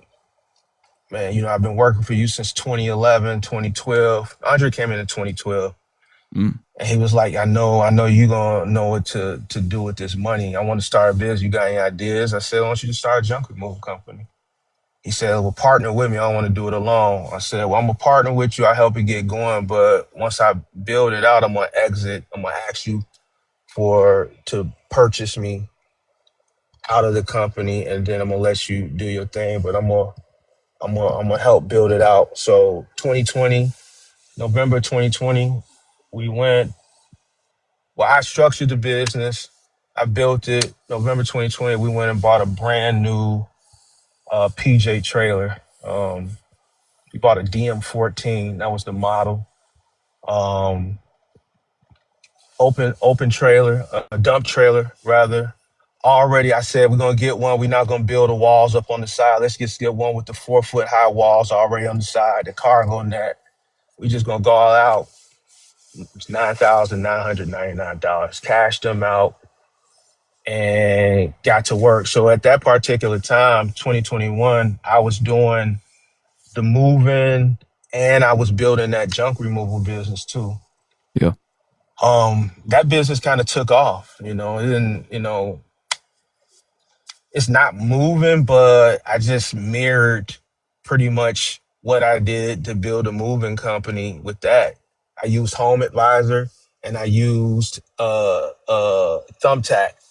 Home Advisor didn't Home Advisor was the big winner with that for some reason. Like Home Advisor was expensive. It doesn't exist anymore. Angie's List bought it. But like we would get leads 40 going north with Home Advisor. The leads were expensive, but the jobs, I would price the jobs really, really well. What ended up happening with that, you know, he started making money, man. His whole thing was like, man, I'm gonna follow your lead. Just, help me build something so that I can keep going. You know what I'm saying? And I did. And once that money started coming in, which it didn't take long Hmm. because, I know how to build a business. And he got besides himself. And I'm just like, When you say besides himself, elaborate. Like, what exactly was he doing when you started like noticing that indication? he he so one job, let me tell you what he did one job. Mhm. One job he was supposed to be there. But he didn't end up showing up. So I had to go to that job. It was a full clean out. Top to bottom, attic all the way down to the basement. Can't remember what I quoted it out of, but it was in the thousands. He didn't end up showing up. They called. I ended up going over there later in the day. I kind of told them what to do. I think I had like a move or two to do or something like that day. Once I finished the move, I shot over there. And I'm over there delegating. He should have been over there. He wasn't. He does end up showing up while I'm there and tries to take control. And I'm just like, bro, we cool. We got it. Blah, blah, blah, blah. Man, you can go back to wherever the hell it was you was at. You wasn't really focused or you weren't interested in being here this morning when you should have been here. Like, man, I'll come here at 1, 2 in the afternoon. Man, you go back wherever you Yeah. came from. He just was doing too much, right? So, Right. man, his goofy ass was just doing so much, man. He ended up getting in the dump, right? So the dump is pretty much full. I don't know why he got in the back of the dump trailer. I don't know if he got back there to hit something with a sledgehammer or whatever. For some reason, he was in the dump. He lost the keys to the truck in the dump. No. So now you got a full dump trailer, 14-foot dump trailer that's full of debris, and the keys are somewhere in this dump trailer. Now So it's like, gonna what be a do we needle in the do? haystack. What do I do? Pull the remote and let all the shit Yeah. slide out in the alley to find these keys? Like, bro, Jeez. what are you gonna do? But here's the thing. He had, and I'm glad this happened. Normally, I have equipment to move the dump trailer. That was another benefit to starting the junk removal business. We didn't have to go out and buy equipment to pull the trailer. I Mm. still got trucks, right? Like my 16 footers, pull it. I Yeah. own a pickup truck. He owned a pickup truck. It just so happened that day, um, it was his truck that had the dump hooked up to it. And the worker had took the truck to the job site and they were Mm. working. He had went out and bought another pickup truck with some of the money that he got from PP. Yeah. So when he lost the key, I told you, job is pretty much done for the day. This is like a few day job. This was like day 2. Like the dump is finna close. This is the last load for the day, bro. Like you I told your ass to go wherever it was you came from. You hear you doing too much now. You lost the key. You dig what I'm Right. saying? This your truck. This ain't one of my trucks. So figure that shit out. Mm. So he jumped up in my face. Oh. What happened happened. Yeah. Yeah. So that's what I'm saying. He got besides himself. So what I did was I walked away and told him to figure it out. Um, his the partnership was like this. We're 50-50. I had all Yep. the equipment to pull the dump trailer. So I said, your buy-in to the company, 50-50, you acquired a trailer. So his $10,000 investment, right, was his buy-in to the company. My trucks would normally pull the trailer. By the grace of God, not that day. And then all the other material wasn't really shit. That's why I bought that shit. The 32-gallon containers, the sledgehammers, the crowbars, the contractor bags, the goggles, the gloves, the face mask. It's all that shit. I just bought that because I had everything that we needed to pull. So his initial investment was pretty much 10 grand. Yeah. So when that happened, I just walked away. I said, figure the shit out. I had paid the Hey, insurance for the whole year, right? So the insurance was paid, and I just walked away. Uh, he got arrested 6 times the following month. Wow. And the last time he got arrested, they kept him to like September. And where he parked the trailer at, they stole it. That was the end of that. Yeah. yeah, Mark, So, was that so was that like your first partnership? that was my first partnership, but that was a partnership for me because I'm exiting. So I tried to help Right, everybody that was with me, that had been with me for a while, get them set up, right, right? So, that was my way of getting him set up. And, not everybody's cut out to run a business. Some people, when, you get that 40,000 he had in his account from PPP was burning a hole in his pocket. So he still had like 20 something because he spent 10 on a trailer, right? So me walking away wasn't no big deal to me. I wasn't losing nothing. I set myself up that if in case something like that happened, I could do exactly what I did. I ain't no fool. You see what I'm saying? So, Right. right. and he couldn't even last 60 days without me. Yeah. From what I heard, now he's working in a restaurant, mopping floors and some shit. Mm. So, yeah. A couple Yeah, other guys that were with me, they drive mm, trucks now. Like as owner So, operators or for companies or company drivers. company drivers. Okay. Yeah. Gotcha. So, and then my brother, I set him up. I was a U-Haul dealer. Mm. So that was another way that I was able to supplement income at my yard. So I was the When'd you start biggest that? U-Haul dealer on the 2015.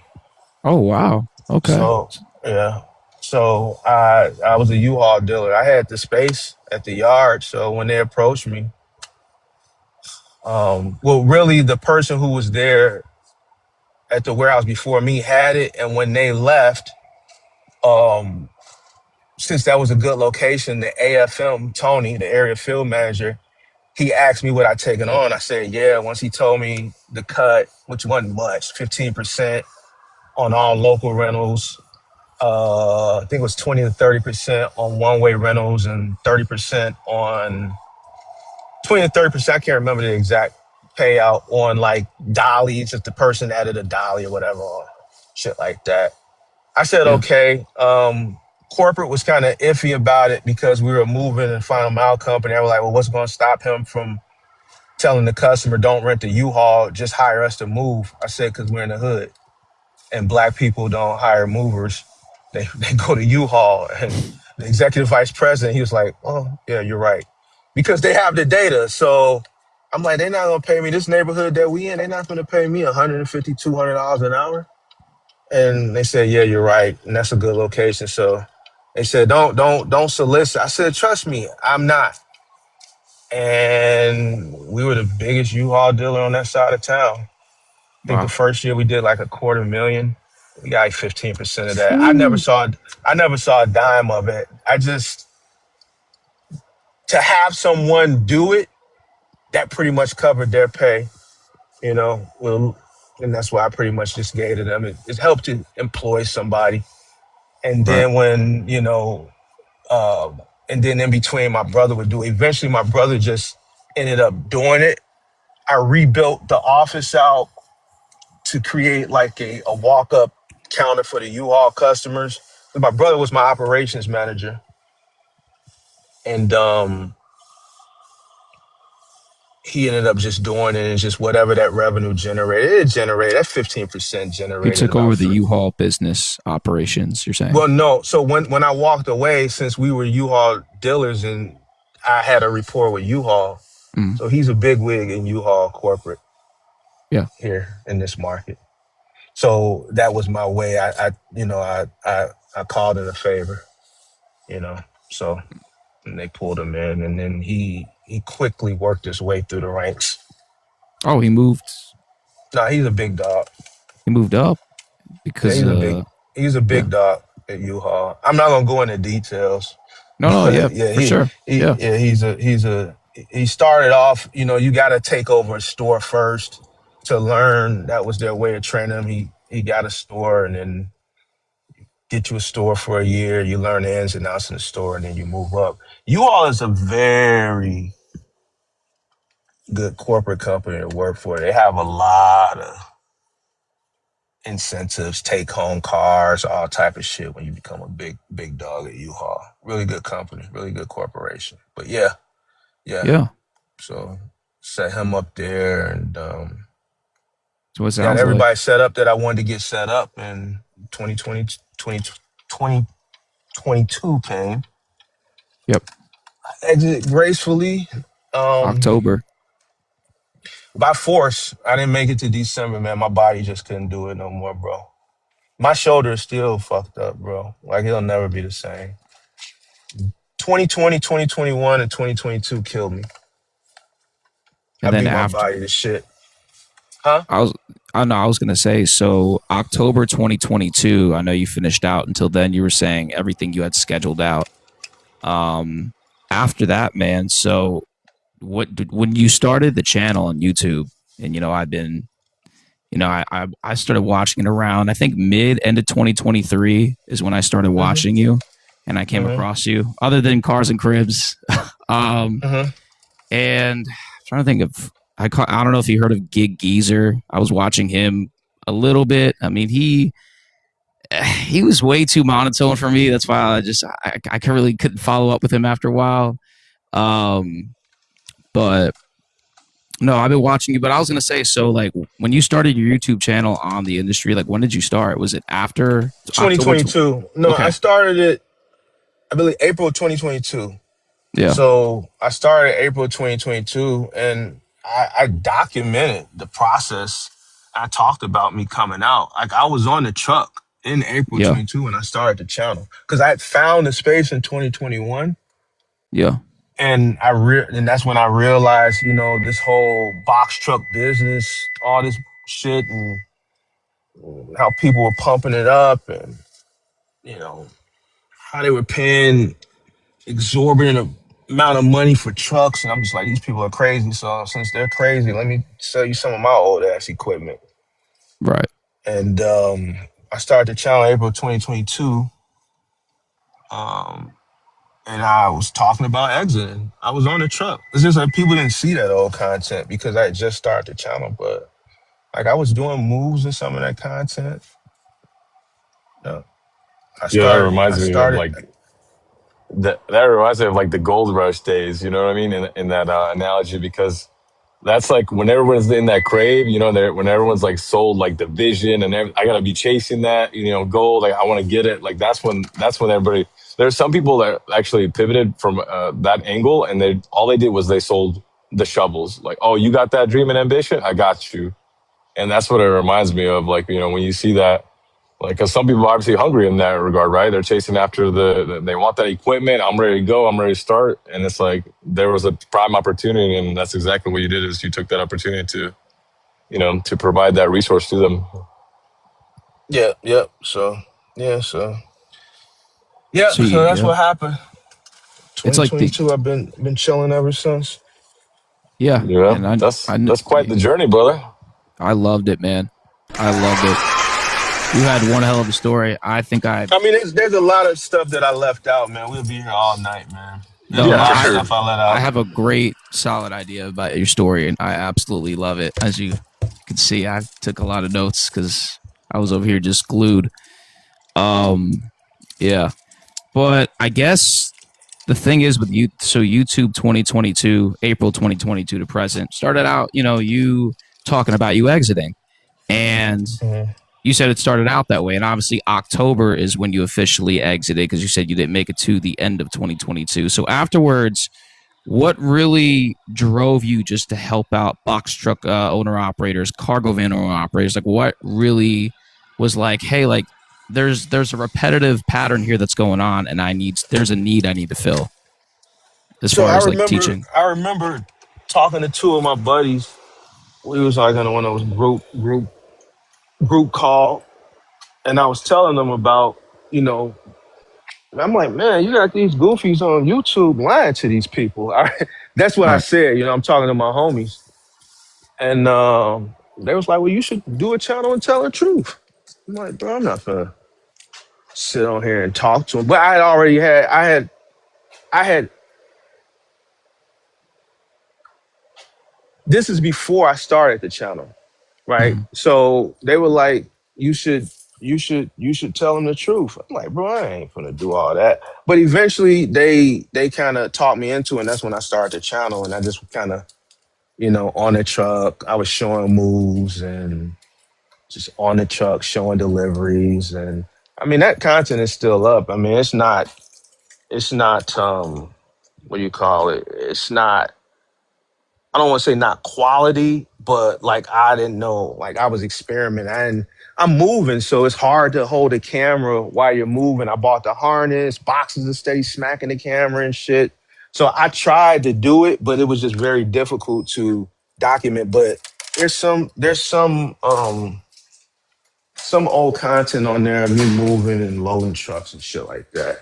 Yeah. But after I came out, um, I said, I had seen all the misinformation False profits, scams. and Yep. right, all that. So once I came out and I'm sitting at the crib and now I'm doing the content from the crib, um, I said, all right, I'm gonna be the voice of reason. I'm gonna tell the truth because at that particular time, it was a lot of misinformation. I'm like, bro, give me a second. I'm on the elevator. Oh, you're good. You're good. All right, can you hear me? Yep. Yo, can you hear me? Yes. Yo. All right, bet. Yeah. All right, so I'm just like, all right, I'm gonna be the voice of reason, man. I'm gonna tell these people what it really is, Mm. and I started to do that, and I got hit with a lot of backlash. From who I exactly? can Well, I guess not. creators and viewers. So viewers, so like, what kind of backlash as far as like, if you notice a pattern of like a continuous amount of comments that were being made, what would they say to you? Like, basically, if you would sum it up. Man, it's all type of stuff. Oh, Yeah. you a old bitter ass nigga, you hating ass nigga, da da da. Man, yo, you must have failed. And I'm just like, because I'm talking, Yeah. because, okay, so when I first started doing the stuff from the house, one of the main things I would focus on was the peak season. Yeah. And I'm just like, bro, why are these people thinking they finna have this extravagant peak season? Like, what are they looking at? So I started doing the Right. peak season content. Like, bro, you're not gonna see no peak season. It's not gonna be like 2021. So, you know, I got a lot of hate for it. I remember content creators making content. I remember people coming in my comment section. I remember watching other people's live streams and people saying, well, man, this guy over there is saying it ain't gonna be no peak season. I remember people saying, man, don't listen to him. When you ever know a Christmas and a parent ain't gonna go out and buy kids toys, man, he just, hey, da da da da da. Sure enough, that peak season came and it was nothing. Wow. And then that's when a lot of people really started to pay attention because I was the only person like, bro, people was going out renting trucks. Creators were telling, man, get ready for peak season. Remember what we did last year? And I'm just like, bro, 2022 peak season is not gonna be like 2021. It's not even gonna be close. It's not even gonna be close. Are y'all paying attention? Do you guys know how to forecast? So, I used to get, that type of hate. Just all type of hate, bro, because what I realized is I'm speaking at that point. 12, 13 years experience, and these people are trying to teach people, and they've only been doing this a year or less. Like, people are following people are buying courses, people are buying mentorships of people who had literally just started in 2021. Like, literally went and rented a box truck and said, make sure you click the link in my description to buy my course and my mentorship. Like, what the fuck can they teach you? And you just see they posted a video a month ago, just rented my first box truck. Yeah. Like, they not lying to you. Like, the video posted 3 weeks ago. Man, just got my box truck from Ryder. Just got my box truck from Enterprise. I'm finna go do this Amazon load on my journey to generational wealth. Make sure you click the link in the description, man, and get the mentorship. Yeah. You know, so those were the type of people that were misleading people. And I remember doing the bubble video, saying, yo, this is a bubble and the bubble is already burst and you guys are too stupid to realize. I didn't say you too stupid to realize it, but I said, Yeah. you guys are fucking stupid in so many words. And, you know, I got backlash for that. I broke down what a bubble was. Yeah. I paralleled, you know, the different phases of bubble to the different events in trucking. I Yeah. said, right now, in 2021, what you were in was the euphoria phase of a bubble, because you thought this shit was just what it is. And really, this shit is too good to be true. And that's what it is. And that's that euphoria. The bubble bursted Q2 of 2022.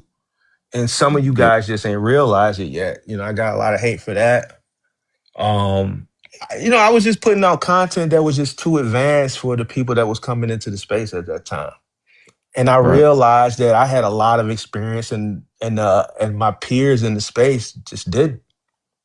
So, you know, eventually, you know, the cream will rise to the top, and 4 years later, I'm still putting content out. A lot of those guys are nowhere to be found because they failed, you know, and the Yep. few ones that are still around, you know, they deem me as credible. I mean, it's obvious now, bro. So, you know, but, you know, I kind of understand, you know, at that particular time, everybody was in a fight to be number one, I guess. I don't know why, but, you Social know, media wise, is that what you're saying? I think in the space, because there was so much Yeah. money to be made in the space, Yeah. right? You got to remember, a lot of guys were making money off the content. Like, somebody in YouTube. my Discord just mentioned it was a content creator during that time that was selling $20,000 mentorships. Oh I ain't gonna my say god. who, because I don't want to start no trouble on your platform. No, no, no. You're fine. But I think I know what you're talking you about. but you ain't seen those commercials no more. Come to find out, they went and got a job. They working now. Got you. The same ones that were selling the $20,000 mentorship, all the ads that were running on Facebook and Instagram, $20,000 mentorships, subscriptions, are Bliss. now working a job. But here's the thing: they made Mhm. millions off of content during that time. When that guy was selling that $20,000 mentorship, Yeah. people were buying it. He I'm was sure. doing those meet and greets, you Yeah. know, and where are they at today? You know, so, you know, the cream is always going to rise to the top. Good information, valuable information is valuable. And it wasn't the fact that I wasn't right. It just wasn't right now at that particular moment. We had to Mhm. let all the people realize that they were being misled, the people that are still around, before they could realize that the information that I was providing was really what it was, you know. Yeah. So, And you provided that need, see a need, fill a need, and that's what you did. yeah, so that, Yeah. but yeah, it was a lot of money to be made, and people were making it. I think, you know, some people were misleading people purposely. I think some people were misleading people ignorantly because they just didn't understand this business at the time. The pandemic, the market, is what carried a lot of people through at that time, and they just didn't understand it. They thought that that's what trucking was, and they didn't realize that there was just an overabundance of volume due to stimulus, right? They didn't understand the rates. Those rates at that particular time wasn't normal. Those weren't normal rates.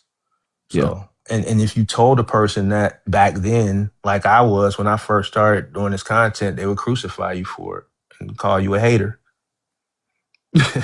You So came in and you started it right when it was going to end. Is when the error was going to end. It from what you said, April 2022 is when you started, and you were like, I'm trying to warn you here," and they just didn't want to hear it because they were so caught up in that short current, that short current that was moving, if you will. And eventually that current wasn't going to lead to another current. It just led to a dead end, to still water. It wasn't moving yeah. anymore. And they didn't want to hear that. But it's like you want to prepare for those moments, you want to, but that kind of goes to show you that, I mean, a true entrepreneur is going to keep that in mind, or at least, most true entrepreneurs would keep that in mind and be like, okay, let me be on the lookout so that way I can prepare for myself whenever that era does end, and I can I can steer that ship into a new current instead of staying in that current one, if that makes any sense. And Mm-hmm. most people, it sounds like, just from whenever you were trying to warn them, didn't do that. Nope, they didn't. I warn people today. Even some of the conversations I have today with some of these guys. It's the conversations today are even worse, to be honest with you. It seems I like hear it as all the time time on goes your on, page. people mindset gets worse and worse and worse to the point where I'm starting to have less conversations. I'm starting to think it's not even worth it anymore. You're saying with your page, or what do you mean Just in general, in period. general? Yeah, the people that come to my page, they come to me because I'm one of the only ones that doesn't charge you to talk. Right. So I don't have a mentorship. I don't do coaching. Like Why I don't you have it charge for on mentorship? because I don't want to be bothered. I got you. I You got see what you. I'm saying? Here, Fair enough.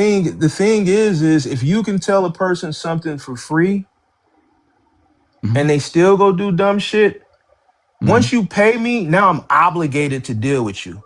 And Mm, what I understood very quickly is that if you pay me, I'm going to give you everything that you need.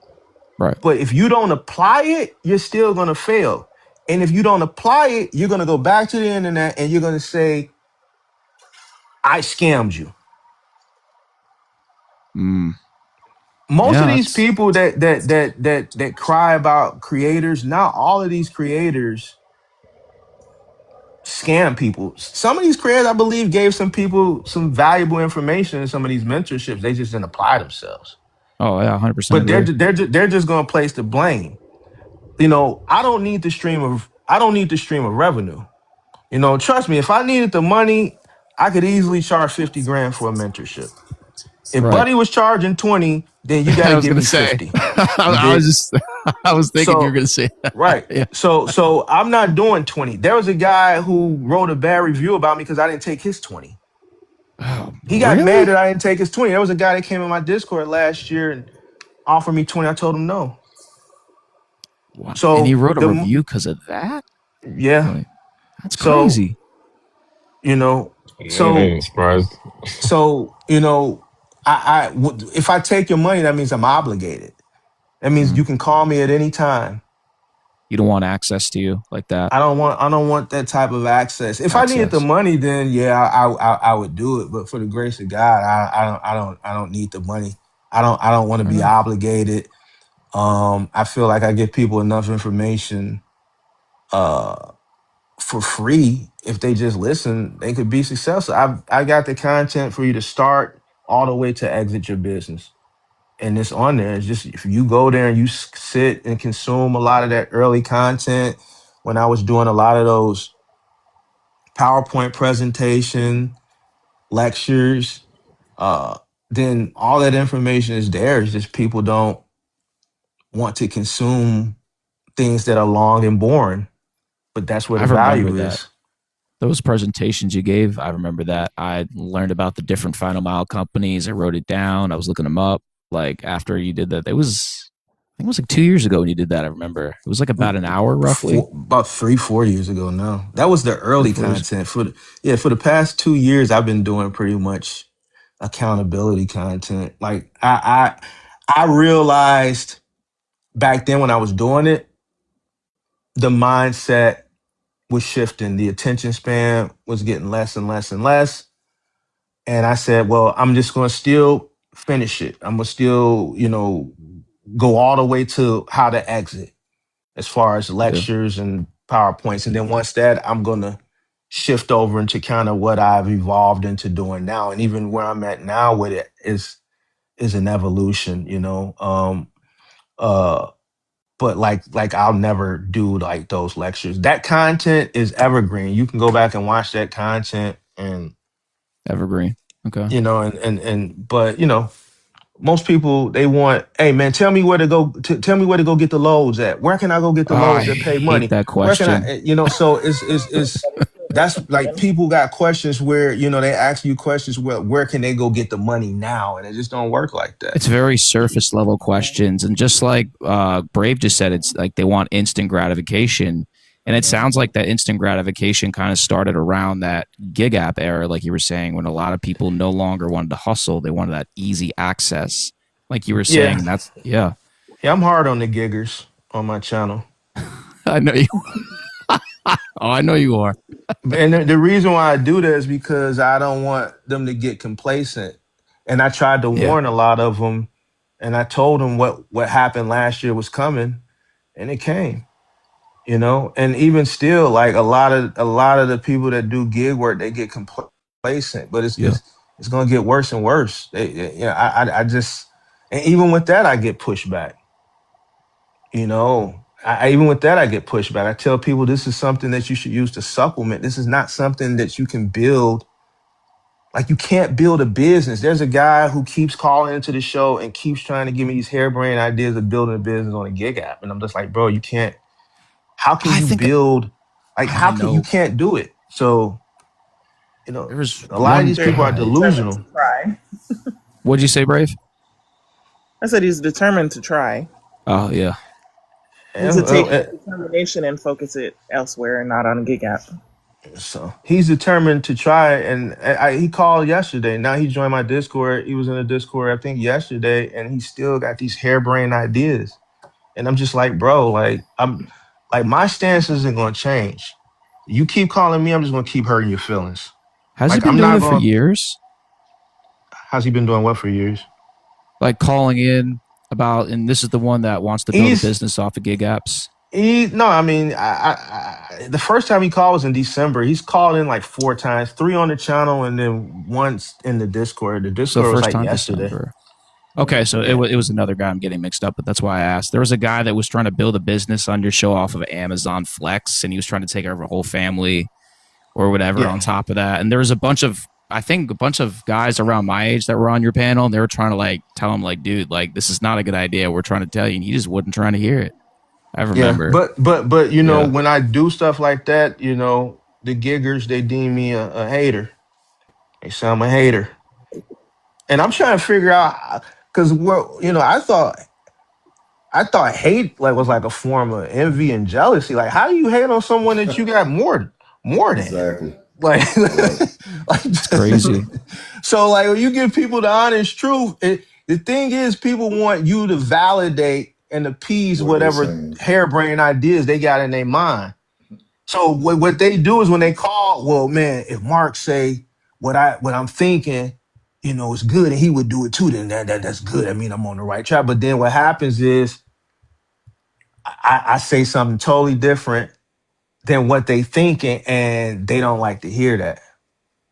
And that's what it is. And then I give them the information they need. I give them the plan on what they should do. But then that's too hard because there's work associated with that. I have a And really they good. want they want the results now, and the results don't come now. Most successful people I know got gray hair. I got plenty of them right now. You see what I'm saying? So My dad has a lot of that too. if I would have had what I've been able to acquire in my 20s, I would have pissed it away some type of way. So even with the maturity of running a business, the discipline of running a business, the sacrifices, I made a lot of sacrifices. You You sure know, a did. lot of people challenge me on those sacrifices on the channel. I got trolls. I'm just one of the guys that handle the trolls accordingly. You know, a lot of people say, "Well, Mark, what's good to have all that? You're not married." I would do the same thing all over again Yeah. because I put the business before everything. If I didn't put the business before everything, we wouldn't be sitting here talking right now. If I didn't do a lot of the things that I was supposed to do when the business took off and make more right decisions than bad, when the pandemic hit, I would have been screwed. The reason why the pandemic didn't kill me is because all my equipment was paid for and everything that I was supposed to do, I did. I didn't go out and do dumb shit. I don't get it twisted. It's toys and shit like that. But even that has always been done responsibly. Like I don't. I leased one luxury car, and that was the first time, and that was a mistake. And once my accountant talked to me, and even my dealer at Joe Perillo, Hmm. he told me the first time, you got a business, lease under the business. So everything going forward was a lease under the business. I don't listen to rappers and ignorant people. Oh, where you leasing? No, bro. If I'm going Least to under lease the business. 150,000, if I'm going to get $150,000 car, I'm going to lease under the business for 3 years. Not really driving, only giving me 800 miles a month on it. Like it's not not getting that many miles, getting like 8,000 miles a year. You know what I'm saying? I'm leasing under the business. It's a good tax write-off, right? Hmm. I don't want this. It's depreciating. I don't want to deal with it leasing under the business. So, I made a lot of good decisions, real estate, property, even purchasing my own home. Yeah. I didn't move out of the house. Like I was being coerced at one point by a girlfriend to leave the house. Wow. Bro, I had a fleet of trucks still living at my OG's house. Jeez. Wow. Yeah. Right. But that was her investment. She didn't give me money, but she allowed me to stay home while I built the business. That's how I was able to reinvest so much money back into the business. When I moved out, the first place I moved into was a purchase. That was 2014. I'm still here today. Yeah. Awesome. You see what I'm saying? How Hmm. old So are you, Mark? you How old are you, Mark? 46. Awesome, man. Yeah, y'all, everybody up here, y'all are great. You know, y'all attacked at an early age. I was in the street at an early age after the military and had a prison stint, so that set me back. Yeah, so I made a lot of good decisions, a lot of sacrifices, a lot of discipline. Anybody that knows me in real life, they'll tell you, and I'm not bigging up myself, they'll tell you, like, I'm probably one of the most disciplined people they know. Like, you know, but You gotta have that discipline to scale. you gotta have discipline to sell. So like, just, like I said no to a lot of people, bro. I You think said a lot no of people to have an issue with that, is saying no? well, the people that I said no to were personal relationships, shit like Mm. that. I can't, I'm done. Like I've been all over the world, bro. Yeah. But there was things that were asked that I did say no to because I had a commitment. I gotta be here. We can't do this because it's just peak time of the month. This is peak time of the year. Hmm. No, I'm not moving out the house. Well, you got more than enough money. Da da da. I had a plan, and once the plan is executed to where my goal was, then I'll start looking for a place. Well, and that chick gave me an ultimatum. We was together 4 years. Wow. She said, if you don't move out the house by this, I can't be dating somebody and still let their mom. It'd be different if you got the money, you got a whole company for your trust. Okay, but this is the goal. Once I get to the goal, I'm gonna get a place. And I did. Right. Where's she So at now? I didn't. She's doing really great. She's Okay. probably the only ex that's married. I They all out here still, wonder if he had his own place. I Yeah, know, right? Yeah. from what I understand, he a good guy. Good guy. Okay. Yeah. But she tried to come back. She did come back. We tried Okay. after I got the spot. She must have been I keeping knew it. tabs. She keeping tabs and she was trying to make it work. Yeah. But I couldn't do it no more because she and Gave up on it. it was literally the span of 9 months, bro. Mm. Yeah. It was January. We broke up. September I closed. Mm-hmm. Wow. Just a little more patience. She could have It's hung a in little more there. patience. Yep. Yeah. Just a little more patience. And when she came back, I tried, but it wasn't in me no more because I'm like, bro, I told you what I was gonna do. I'm a person of my word. All you need to do is have a little bit of patience. Like, I'm building. So even that, you got a lot of brothers out here, and ain't no knock, but they'll let friends and women and significant others, you know, knock them off their path. If you on a Amen to mission and that. you got a plan and you got goals, you can't let nothing stop you. You dig? So I didn't, Yeah. I didn't, you know, just kept Yeah, pushing forward and don't derail. Stick to the plan. You know what I'm saying? yeah. So, Mm-hmm. I've always been, disciplined. If I say I'm gonna do something, I'm gonna do it, and Integrity. I strategize and I apply. So, yeah. I did have a question. So, in your early beginnings of your journey, you said that your first job was the mattress job, and when they called you up, you weren't quite sure how to price the job.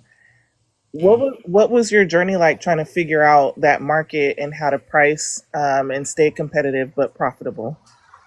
Looking at other people on Craigslist to see what they were charging, calling them and doing mock scenarios, Smart. Oh, and that's that's pretty much smart. it. That's smart. Yeah. Yeah, so that's pretty much it. I mean, I started with when I told him 75 and he said okay, obviously I just kept running with that, and then I started calling other companies, started looking at other ads and seeing what they were charging. Then eventually I settled on $100. $100 was just a honest, fair price, and I would do $100. I would do hundred and I would do $100 like little studio jobs. I'm in a pickup truck. So, Mm. you got like, uh, back then, I don't know if IKEA still has it. They have that little pallet mattress where you go IKEA buy it, rolls up. You kind of roll up mattress and you can just put it on the floor, sleep on the floor. A lot of the college students had that, maybe 10 boxes of books and that little plastic drawer thing you can buy at IKEA or at Target, and that little $5 mirror. That was like the typical dorm setup. I would do that all day for $100. So my go-to back then was like 100, and then as I continued to learn a business, then I started charging hourly. Once I got um started renting that 16-foot box truck, I went to $75 an hour at that point. And even I wasn't even charging a truck fee. I was just charging labor, and I was still making a killing. um and then as I got more experienced, and then obviously when I got licensed, by the time I got licensed, I wasn't a master, but as far as pricing and just maneuvering and being able to train guys and have efficient crews, I was at that point by year 3. Got you. Mm-hmm. Two things I noticed about just your overall story, Mark, is two things: is discipline and forecasting. Is that you knew how to just ride the wave. You just knew. I mean, it was Craigslist. I mean, it was. I mean, we just talked about it just now. During, I guess, during COVID, you knew what to do, and like you have that ability to forecast.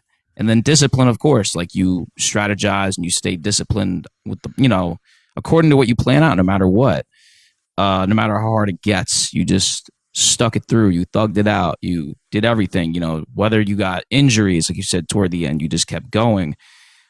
So do you think most people lack this, would you say? Like lack that forecasting ability that you have, or People maybe definitely very lack few? the forecasting. I'm Yeah. good, really good at forecasting now. Obviously, I've showcased my forecasting ability on the channel since I started. I've made Yeah. some calls that people just didn't think were gonna happen to happen. But I'm gonna be honest with you, a Mm-hmm. lot of the things that happened early on, um, is just timing. I ain't gonna lie to you. Yeah. Me starting in 2010, like I didn't know, like I wasn't keeping up with what happened in '08 because I didn't own a home. Mm. My mother had bought her home in the early '90s. She wasn't, on the, she didn't get caught up in that Lehman Brothers shit. You know what I'm saying? So she had bought her home in the early '90s, and she's working for the city as a school teacher. She's fine. I didn't really know what's going on. So when I started 2010, 2011, 2012, I realized it like a year later, like when I'm like, bro, why are you moving from a penthouse into this piece of shit? You know what I'm saying? Why are you moving from here back into your parents' basement? Why are you Yeah. moving from here? So I realized it then, but I didn't realize that I was starting something at the perfect time. You know what I'm saying? Um, I didn't realize it. That wave that we rode for people losing, and then when things started to turn around, we rode it back up all the way to my exit. Um, I I think throughout that journey is what helped me develop my forecasting skills, right? Me just being in the business, seeing things, seeing patterns, Yeah. seeing trends, Yep. learning the business. Like me calling peak season, I didn't guess it. I didn't tell people how I was able to call it, right? Though I've told the people now, but back then I'm not gonna give my secret away. You look at the ocean freight. Mm. The ocean freight is the indicator on what peak season is going to look like. And then I Ocean freight. parallel that with my real estate. I mean, not my real estate, my retail experience. When I was in college, I worked at the Gap for 5 years here in Chicago.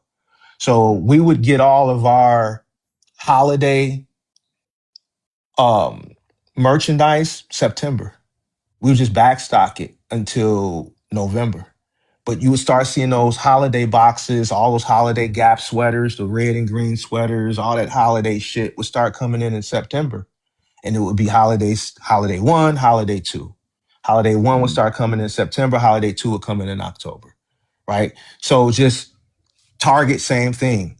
All those red and green plastic totes would start coming in September, right? All the Halloween totes would come in July, right? So being in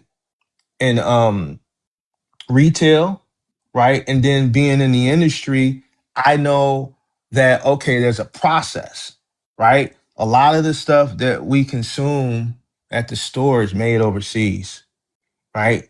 So there's a process. It has to come in via ship. Holiday freight usually comes in. You usually see the ocean freight pick up July, August. Then it hits a rail or hits a truck, right? A middle mile person's peak season is somewhere September and October. It's not fucking November, bro. By November, the shit is already where it needs to be. Peak season, November, December is for final mile. So when I was saying, yo, you're not gonna see a peak season, is because freight was considerably low in July and August. So then I had to figure out why, because the shit was already here. Why was it here? Because when the supply chain picked back up from the first year of the pandemic, a lot of retailers started ordering more shit than they really needed, and they started backstocking. You remember, you can go to a Walmart back during that time. If you paid attention, you would see something that you wouldn't normally see.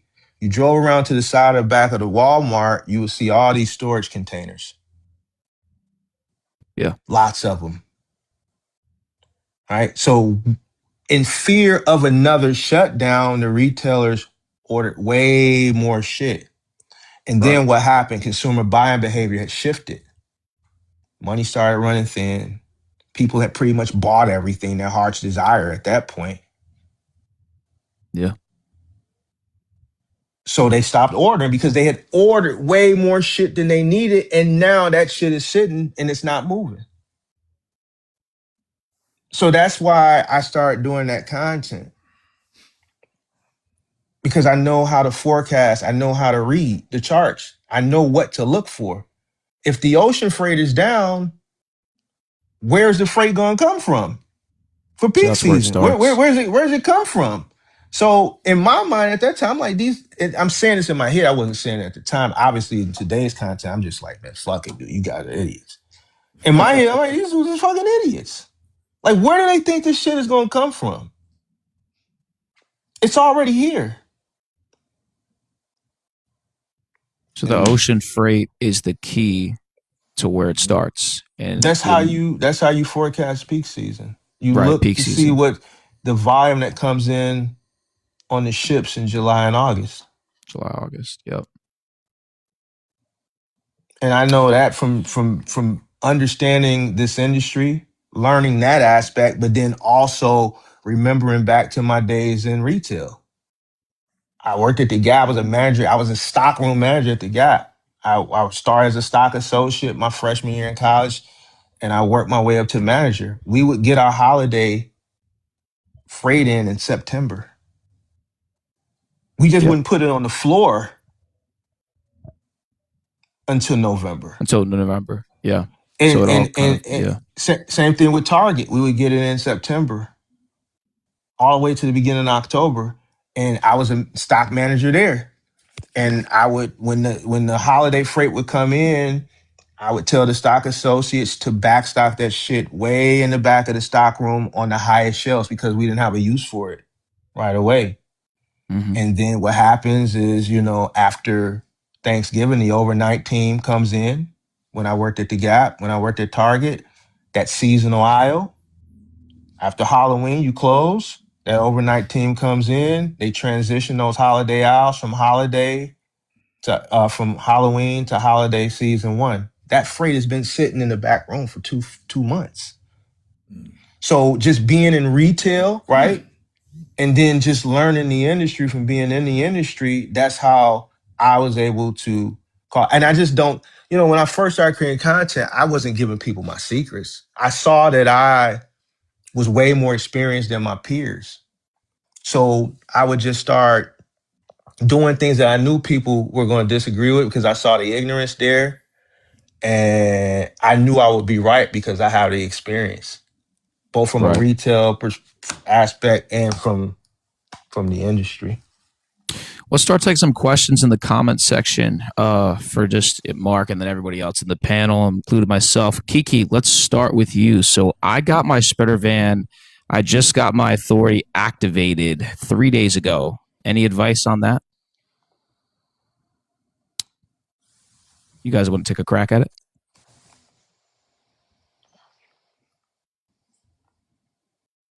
Yeah. As far as you having a new authority, are you looking? What are you trying to do exactly? Are you looking to run your own freight under your authority, or can you just give us a little bit more, elaborate on that, Kiki? Sure. Quick said to you, Mark, do you plan on doing any more forecast videos? Man, I stopped doing forecast videos last year. And the reason why is because people just don't like hearing the truth. Yeah. And I'm just tired of arguing with ignorance. I can't be arguing with people who don't know what they cost them to operate their truck. So I realized that, and I'm saying this from just experience in the business. I'm also saying this for being on the tail in my 40s, almost 50 years old, and just Mm-hmm. living. A lot of the things that I say in a forecast, a lot of people, they just not prepared to hear. And the reason why they're not prepared to hear it is because the work that's associated, that's needed to prevent them from falling into that, what I'm forecasting is going to happen, they're just not going to do it. So when you tell someone, like for instance, you got content creators since the pandemic, they've been telling people, man, rates finna go back up, rates finna go back up. It's been 4 fucking years, bro. Yeah. Right? What go back up to what? If you look at the rates today and you go look at the rates from 10, 11 years ago, you won't see that much of a difference. A couple cents. A couple cents. The rates are the rates, bro. I can tell you what's going to go up is your cost. Yep. Yeah. And that means you need to know what it's costing you to operate so that you can operate lean, so that you can be successful.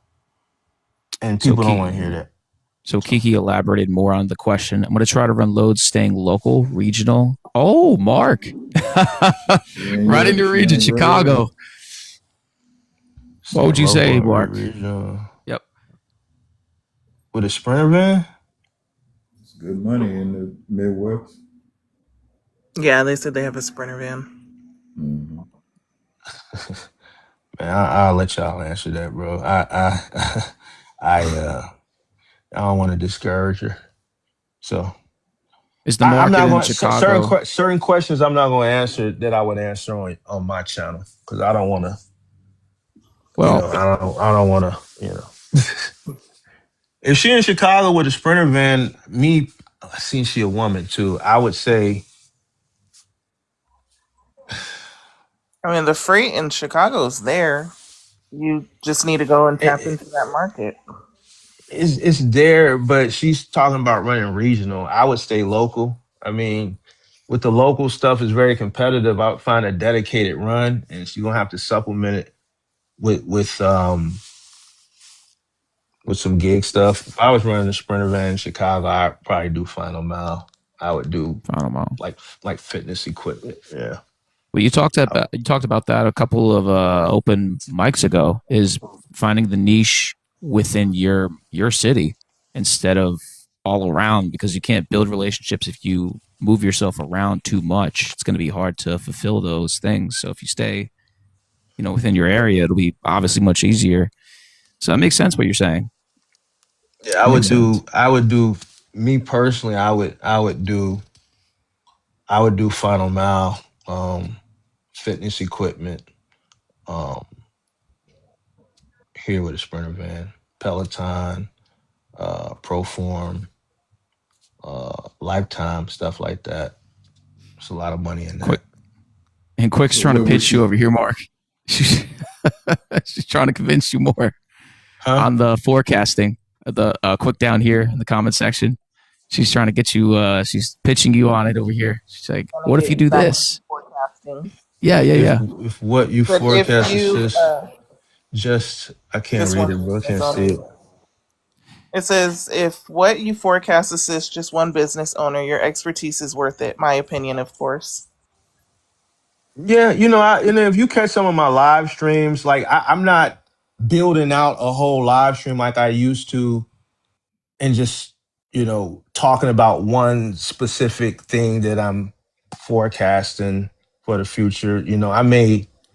In a live stream, I may, in the monologue, I may touch on something, or somewhere down the line in a live stream, I may just give my thoughts on something. But, I just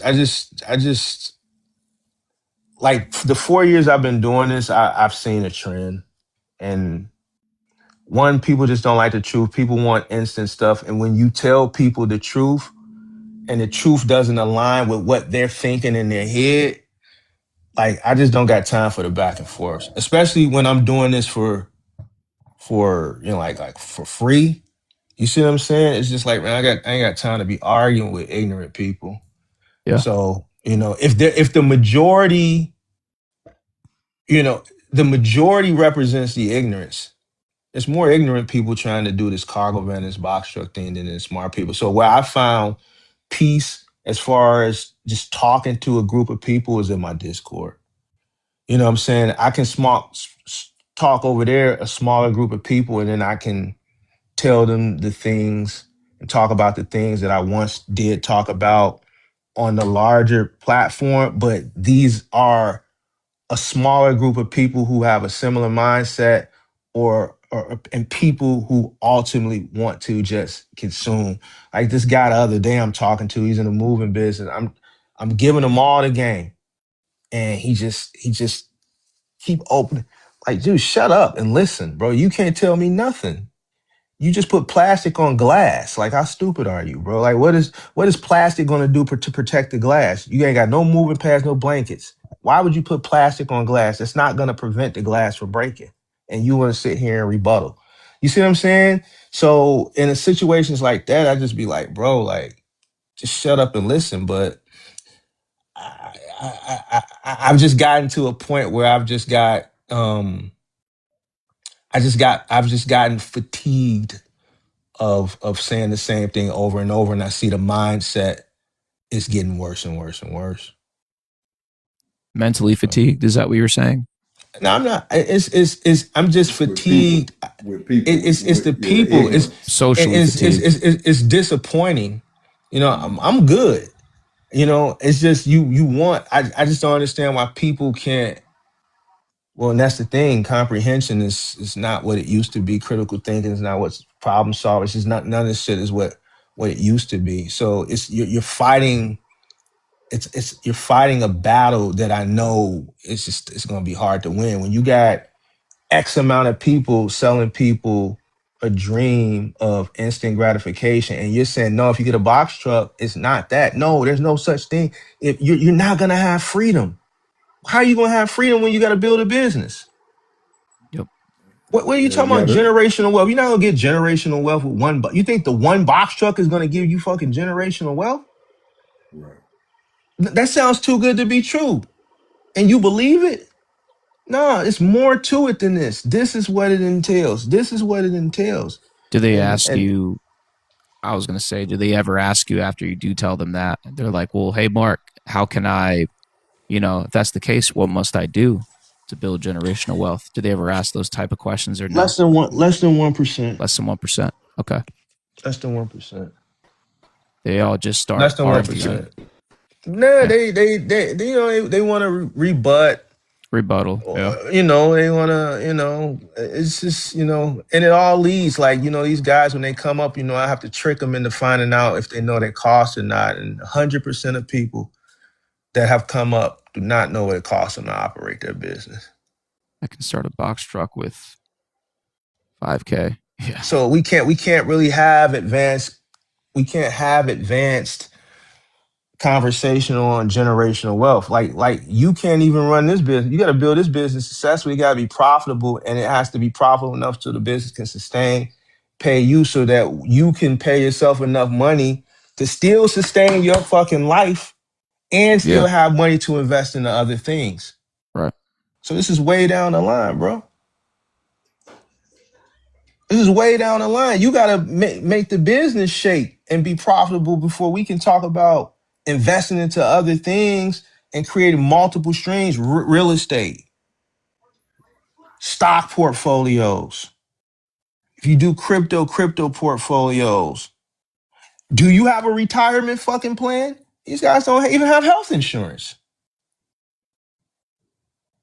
Is your box truck generating enough money? Because I can show you, I think I've showed people how much money United Health takes out of my checking account every month for health insurance. When you become your own boss, you gotta pay for your own health insurance. Yep. You got a rack to come out every month for health and dental. All right, so you talking about generational wealth and freedom. Let's talk about getting this business to a point of profitability. Let's talk about getting this business to a point of profitability where it can pay for your health care. Ask how many of these cargo van box truck guys if they got health insurance.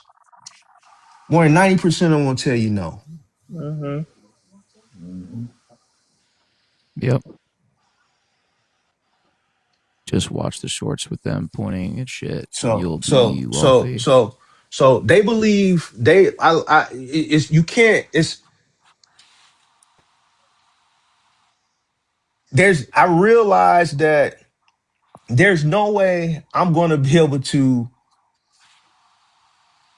beat the majority when the majority are selling them a dream, bro. Yeah. So it's not. It's like I could just keep preaching to the choir. My time is valuable. I'd rather just talk to people that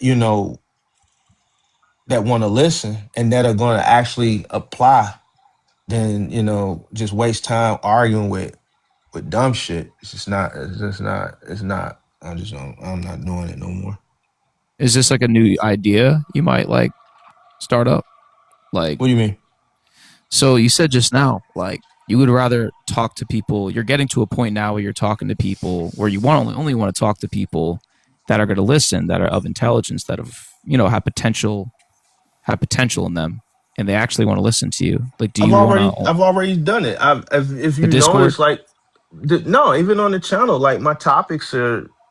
I don't do those topics. The last topic that I did that Mm, attracted a lot of people on my live stream was the diesel.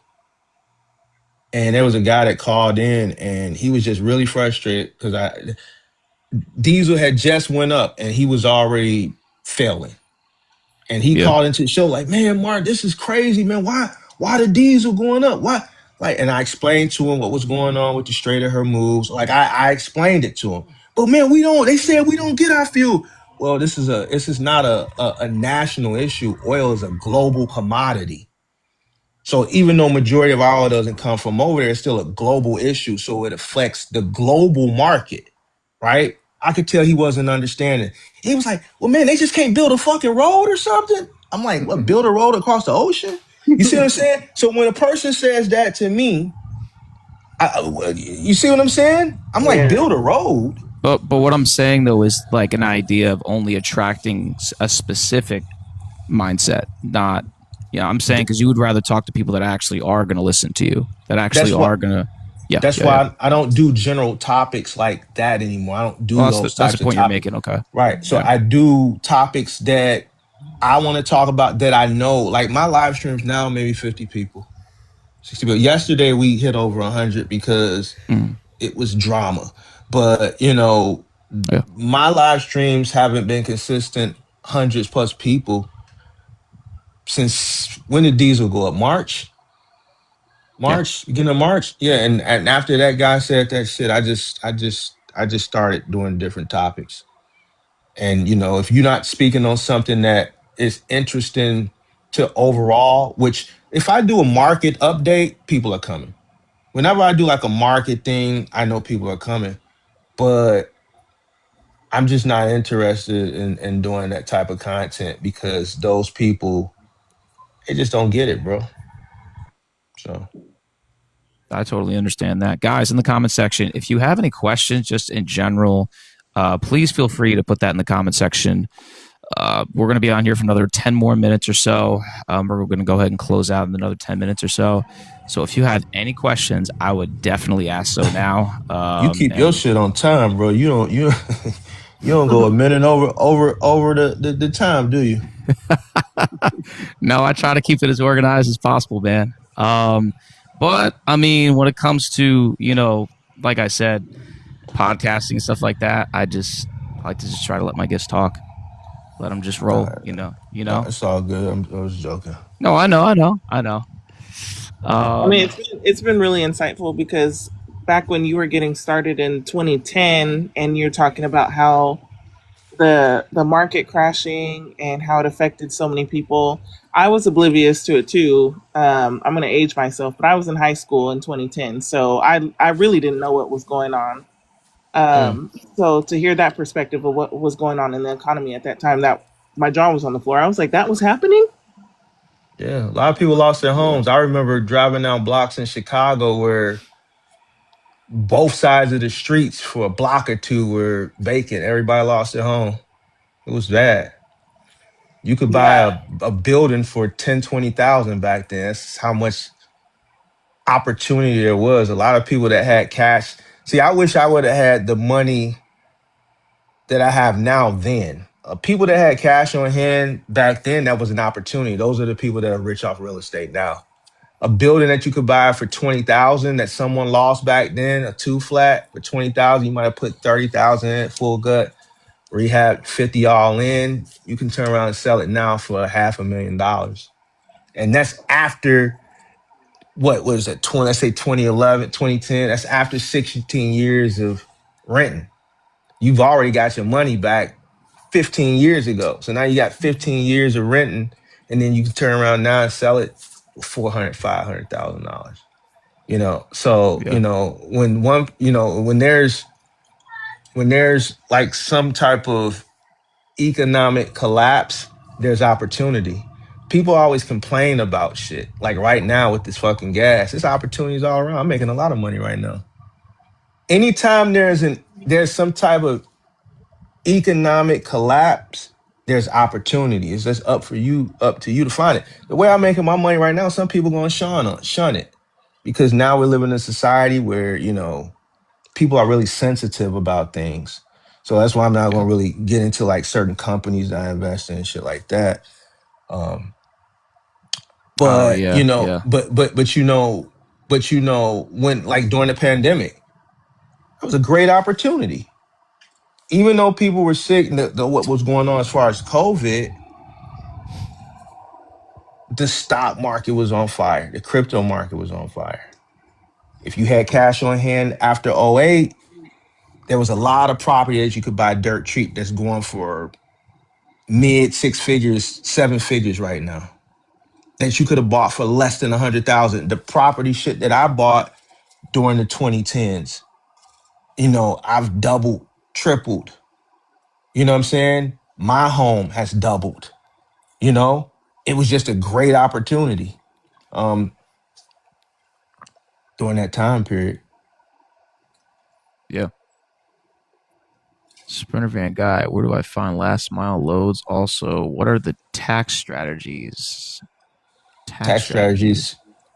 Yeah. You gotta be more specific with tax strategies. I was just gonna say, yeah, it's a little vague. I know a lot of people get into tax problems around tax time. I'm be honest with you, a lot of these guys that are in the box truck, they don't pay their taxes. They don't have the money when tax time comes around. And if a person doesn't know their cost per mile, I'll bet you that they don't pay taxes. They don't reinvest reinvest back into the business like you've always said. They rob from the sustainability of the business. Yep. They're not structured right. They take the money they think is theirs. After they put diesel in the truck, they think everything else is theirs. Yep. So when tax time comes around, they panic. To the people that, got their stuff together, I give them different plays on how to defer and things like that in my Discord. But, a lot of people ain't that advanced. I remember when I first started doing content, it was a content creator. I ain't gonna say who they are. They still kind of out here, not so much on YouTube anymore. They were bragging that they paid $52,000 in taxes. Now, mind you, they got 2 trucks. And there was another content creator that was championing the shit. Oh yeah, they paid $52,000. So imagine what they made. To me, I'm like, hey, fucking fool. And people didn't realize, well, what do you mean? That means if they pay $52,000, that means they made a lot. No, that means they're stupid. One, I don't believe it, but even if they did pay it, then they're stupid. There's no way I'm giving the IRS that much money in 1 year in taxes for fucking 2 trucks when I could never just brag about owing taxes.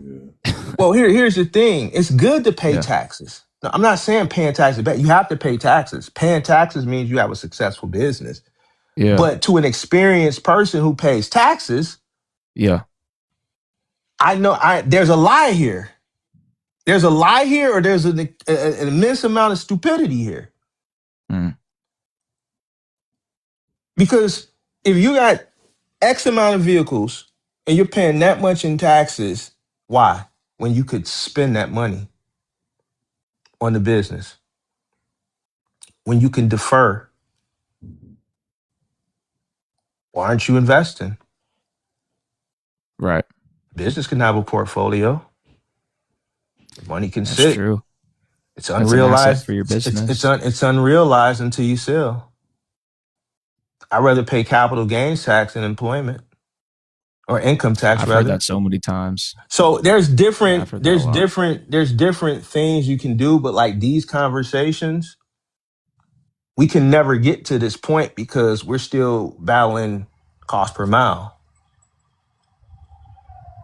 So So yeah. we can't have, hey Mark, I got 100,000 sitting in my account. It's What should I do? Do you wish it We does get to can't. those points in conversations with a lot of people, but like most of the time, like you said, it just doesn't get there because it's always at level Well, one. to I mean, the more people that are successful, cool. But I mean, if I was a person that was still active operating, I say let these people be stupid. The more stupid people, the better it is for the people who do the right thing, I think. Um, but I mean, I'm not. You know, the whole purpose of me giving information is for people to be successful. But you know, we can't get to a point on like this tax strategies when we're still battling cost per mile. Will I ever probably get to a point where I can sit on a live stream and say, you know what, Hmm. build a portfolio for your business, take a percentage of this money that's coming in profit, invest it into portfolio. As long as it's sitting in there, it's unrealized gain. So you can defer that. You know what I'm saying? You ain't gotta worry about that. Put this much over there. We're gonna defer this. You know what I'm Right. saying? We ain't gotta worry about that because it's unrealized. We can't get to that point. Fuel credit, assuming your business is okay. So my question about taxes is in regards to the fuel credit, assuming your business is My question assuming is your about to. yeah. So you writing your fuel off. Every fuel purchase, is they asking about writing it off? I can't see the question. Hold on. Yeah, elaborate more on it, Godson.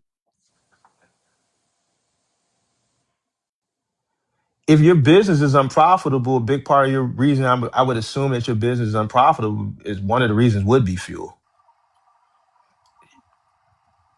What Okay. does he mean? A fuel is something that you're writing off. I don't understand that question. Yeah, he's gonna have to Godson. I would elaborate a little bit more into that, so that way we can answer your question. Can he come up? It's sometimes I realize it's easier if people just talk because when people type now, like people don't type out full sentences now no more, and it's just easier. And that's why I started dropping the link and putting the phone number up because it's easier. I realize it's easier to have a conversation um, than because man, people just think. It's just, reading some comments, bro, I'd be like, bro, what are you talking about? People type how they speak now. That's what D Jenkins is saying. Let's see. I mean, yeah, But let me see. I'll answer some more questions, man. And then if you want to end it, you know what I'm saying? Or y'all want to answer some questions. And, you know, I didn't really give you all. I had to, like, Mm-hmm. you know, I didn't, you know, there's a lot of stuff I could talk about throughout Yeah, those years, bro. But, you know, I didn't want to drag it and make it boring and shit like that. Mark, We could I have talked about enjoyed. the Yeah, mindset, the struggles of dealing with people. I like to talk about just even just Chicago, like being in business in Chicago, bro, and how tough it is and but you know, I didn't want to drag it out. no, man, you did great. I loved it. Every bit of your story. Oh yeah, I'm driving. Yeah, I'm driving. Shoot me later. I just have to ask. I'm a big fan. Sorry about the typing. Oh, so he's saying I guess you're gonna get up with Mark later on. I guess is what I'm getting from that. That's what he's saying. Yeah, I'm driving. Shoot me. Yeah, yeah. Shoot me later. Nah. What I was saying though is, yeah, I enjoyed that. Like it. That's why I was saying what I got from it is that I mean, you are. It's like in the very beginning of your story, you already had that ability of forecasting, and you kind of were able to read the market based on like Craigslist, and you started structuring your business little by little. Um, and I I should guess mention like that I got a degree in business too. I didn't start back from college, but I should throw that in there. no, I do got it. I yeah. do got a degree in business. a Did you bachelor's learn degree. forecasting from that, or you feel like you've Bro, always had I'm that? I'm gonna be honest with you, bro. Mm-hmm. I don't remember much from college, bro. I don't, bro. I worked 2 full-time jobs and went to school full time, and Got you. I don't remember much from college. It was kind of like a blur, not because I was partying and shit like that. It's just, do I worked. I worked. I went to class. My classes started at 8 to like 12:30. I took 2 classes a day, and then I had to get on the train and shoot to the Gap, and I worked at the Gap from 2 to 11. And then I would go home and have to come back downtown because then I did. I was on a street team back in the day for Def Jam, so Oh I had to snap! go service DJs in the club, records, and pass out samples and snipe poles and all type of stuff. You young cats probably wouldn't know what the hell I'm talking about, so I'm not gonna really get into it. But I'm coming home at 4 or 5 in the morning now, and I gotta be right back up at 7. So, Right. I don't remember much, but I think whatever would re-jog in my memory, and plus things that I picked up from working corporate at the Gap. Like I always say on my channel, like it was one thing I remember vividly from working at the Gap that I was able to implement in my business with my employees. They would always say, "We need you to meet the needs of the business." So that Mm-hmm. was something I would always tell my employees, look, I can't get you off this day. Why? It's peak, it's a peak day. We I got to need you to fulfill the meet customer. I need you to meet the needs of the business. So, even when I worked at jobs like the Gap and Target, when I worked at the advertising agency, even when I worked for Jamal at this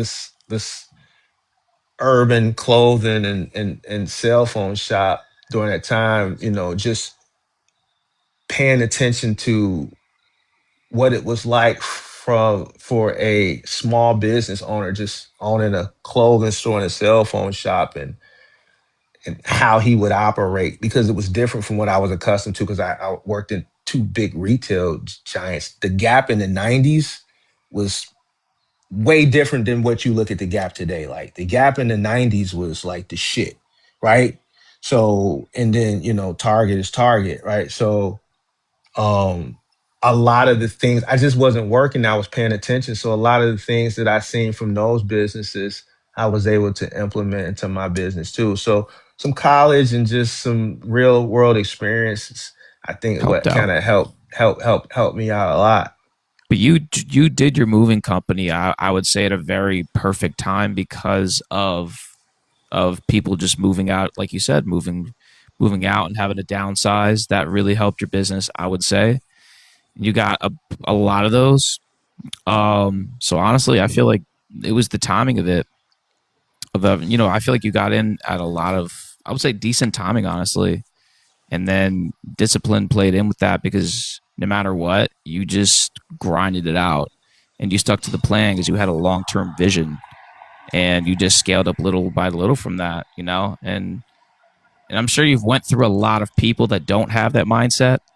As far as that worked under you, it sounds like only very few. You had the law. Because I know you named Aaron. Hmm. And I know you named him. Basically, he was like your mentor in a way. He taught you about the business, and you said he was with you for 10 years, right? Yeah, I had to finally get rid of him in 2020. Yeah, I had to Wow. finally let him go. Yeah.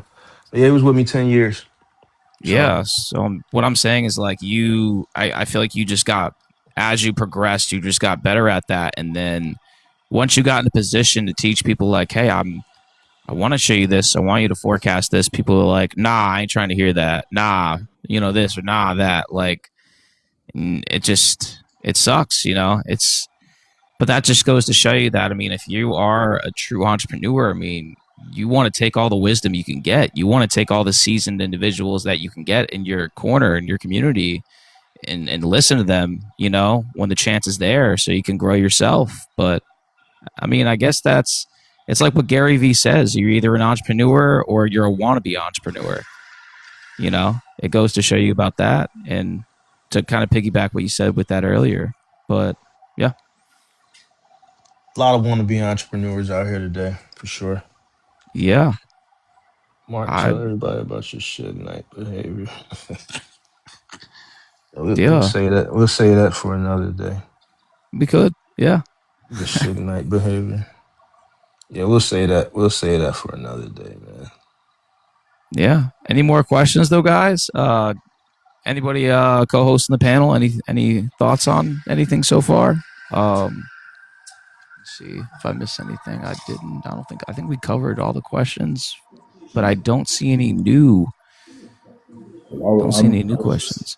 intrigued about, basically just, just what you've done overall, has allowed you to be able to see things in a different perspective than the majority. Being in retail, being on the street team, just your hustle and your grind, and in school too, and putting all that together and adding your own sauce to it, man, has made, been the foundation of Mark the Mentor. And I'm definitely intrigued. Appreciate it, man. Appreciate it. It was like it was like a Appreciate it. movie, like a documentary as you told the story. You're a good storyteller. I'm saying in a good way. Like I feel like I was like in the like as you were telling the documentary, I was there. Like I was like picturing everything in my mind. Like it was almost like the other day when I was watching like Steve Jobs. Like it reminded me of that almost. Not the story obviously. I guess the way it was playing out. Like the I guess the energy of it. It felt like that's why I was like, oof. Like keep telling Yeah. more of the story. You know, Yeah, like every time I tell this story, because someone interviewed me last year, yeah. Sage, and just talking about this stuff, it takes you back into those times, and when I do talk about it, I think like, man, I don't even know how I did it.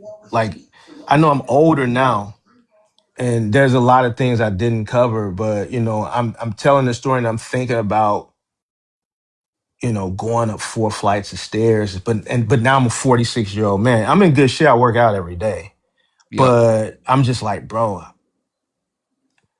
Sometimes I get amazed, and I'm just like, bro, how did I do that, bro?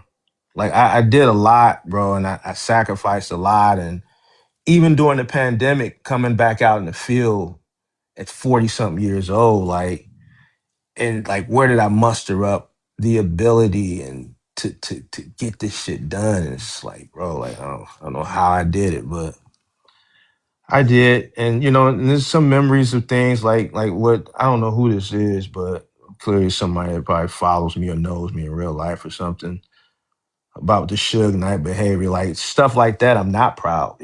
I wish that, you know, um, I wish that, um, I want to be politically correct. Um, I wish that individuals that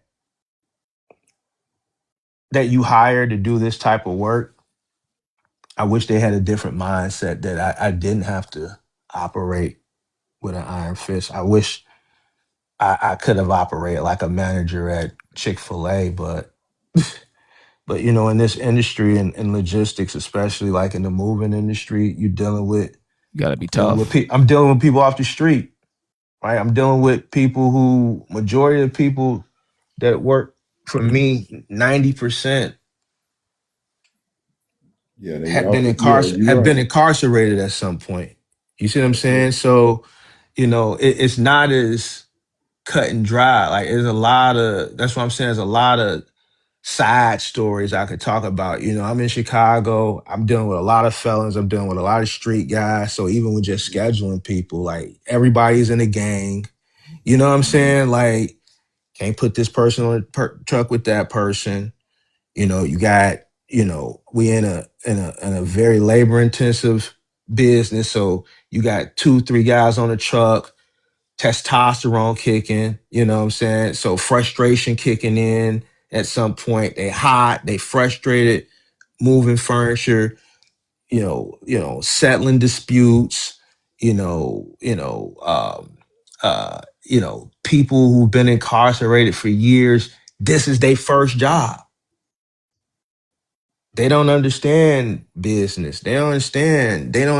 Yo, if you break it, you bought it. I'm gonna deduct something from your check. They think you treating them. You ain't taking nothing out. But no, we're in the agreement. If it's something that you did and it was avoidable, if you didn't handle this the way you were trained, then it's just certain things the company just not gonna pay for. And Yeah. I've had I've had to rule with iron fist. I remember one guy I took off the schedule. He was on punishment for a week. He told me he was gonna kill me if I didn't put him back on the schedule. He said, "Man, I'm gonna be laying up under one of them trucks in the morning. You're gonna come to the yard one of these mornings. I'm gonna be laying up under one of them trucks all night. And when you come to the yard in the morning, I'm gonna do this and I'm gonna do that." So, I'm dealing with like hardening, so I can't, I'm handling business in a way where it's not traditional. You see what I'm saying? So that type of stuff I'm not proud of because I wish I could operate. I wish, people that did this type of work just had a different mindset. And I wish it would have just been a little bit more easy peasy from that aspect, but it wasn't. And I remember when I used to tell those stories to people, I think people used to think that was theatrics that I used to put on until people started these moving companies and they started to realize that what I was saying is true. As a guy in my Discord, moving company hustle, he had a guy recently threaten him, said he was gonna come blow the place up and he gonna pop up there with a 30 popper, 30 round clip and come shoot everybody up. So these are the type of people you're dealing with and moving. That's why it's a stigmatism on the consumer side with moving. What do customers normally say about movers? They're thugs, they're criminals, they worry about theft and shit like that. So there is some truth to that. I can say that confidently on the ownership side, but then that's another reason you got to rule with an iron fist. Out of all my years of operation, I've never had one person steal a thing. Yeah. You know what I'm saying? Never had one person steal a thing, regardless of what their background was. Never had a person steal a thing, right?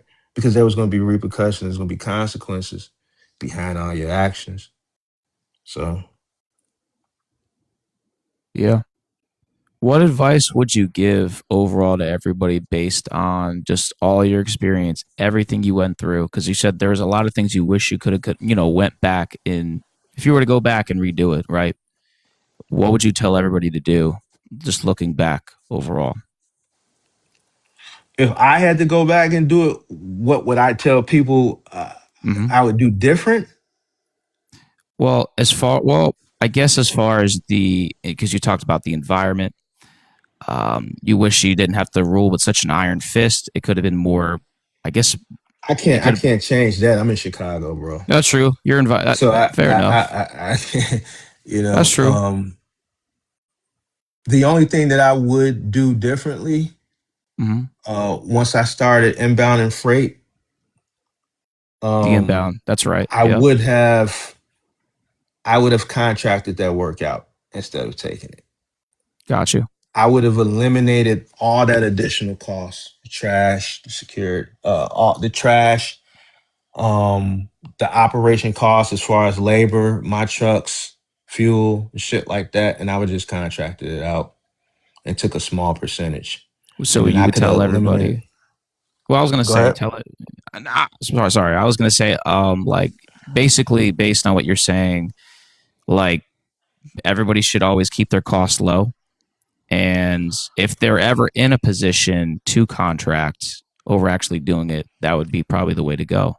If they're ever in that I position, mean, if in you other ever get words. to a point where you get a warehouse and you can inbound freight, because just the warehouse within itself there's a cost associated with that. And Mm-hmm. then if you're inbound in freight and you're not being compensated for the warehousing cost, right? Security, trash, if you're white gloving.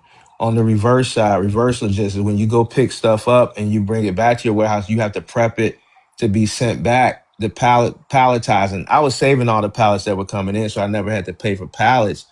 But now you got to order more shrink wrap because you gotta prep that stuff, right?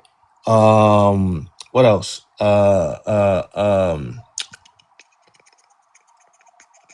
Just all the costs that are associated when you actually handle the freight and deliver it yourself. You can eliminate all that cost by just contracting that shit out. Contracting it So, out. so Yeah. that's what I would change. I wouldn't take on the task of Doing it all. handling that. Yeah. Um, because once you get to that point, I watched a bunch of money get drained in a year because they just weren't paying me that what we were doing. It wasn't paralleling what was coming in. Like they pay you when they get paid. So, and that's Mm. fine. But I didn't realize it. And when they hit me with when Veterans Distribution just said to hell with it, and I got all that freight, that's kind of what really put me in a pickle because now we're just doing all this work, and with the amount of volume that we're doing, my settlements, aren't meeting that. We'll get a settlement this week. It might be $4,000. The next week it'll be 600, 700. The next week it'll be 1,200. The next week it'll be 1,500. The next week it'll be 900. The next week it'll be 5,000. You see what I'm saying? So, Yeah. but I'm running 3, 4 trucks a day, 6, 7 days a week, and each truck is doing about 15 stops, pickup and delivery. So, it's not consistent as far as the inbound, as far as the accounts receivable for that contract. And like I said, if it wasn't for the moving company, that would have been it for me in Mm. 2017. Yeah, I remember you were saying that the moving company kept everything afloat while the final mile company was kind of going down a little bit. It wasn't cash flowing like you were wanting it. I remember you were saying that earlier. But Yeah, yeah, I mean, so it just sounds like overall, it's basically you want to keep your costs low, and if you're ever in that position to contract, definitely contract. If you're ever in a mhm. position to do it, don't. I mean, if you're not, don't. Obviously not. But I mean, if you are, and you have if you have enough drivers, by all means, do so. Because Yeah, contracting is. I think contracting to me, it's the way to go. Like I've never done OTR, never had a desire to do it, and even now, hindsight 2020, you know, I wouldn't do it. I'm just not a fan of it, especially, and I'm mm, saying that because of the market. I'm in a huge market, right? mm, There's plenty of money here if you do the right thing. So obviously, household goods moving. Like what else can you do with a box truck and make more money than household goods moving? Not much, if anything, right? Um, and and as far as the contract work, I'm doing final mile. So I'm doing mm. furniture and appliances and fitness equipment, which is still, if you know what you're doing, I'm making more money than a guy that's going over TR. Even though I'm operating at volume, I got a fleet of vehicles, but still my vehicles are doing more money than an OTR guy. Now, if you're coming from a market where you just don't have, um, you come from middle America somewhere and you just don't have the luxury of population and density and shit like that, and you're just forced to go over the road, then that's one thing. But like I'm in a huge market, so If you're you in a know. position, if you're in a market and you have the drivers, then take full advantage. But if you have to absolutely go OTR, then it's either that or you have no business. Right. If you got to Yeah. go OTR, then you got to go. Like, there's plenty of Yeah. people that unfortunately they just don't come from large markets. They're in the middle of nowhere, so they don't even have an Amazon close to them. So those Mm, guys that want to start, they're kind of in a situation where they have to go OTR. But when people call in and talk to me, if they tell me they're in a large market and they're talking OTR, I always try to redirect them yeah. into thinking local because there's a misconception like on the internet where OTR makes more than local, and that's one of those misconceptions because I ain't never seen no OTR guy make more than me in house. I just like how Mm, if I got X amount of trucks for X amount of hours a day. at $150, $200, $300 an hour.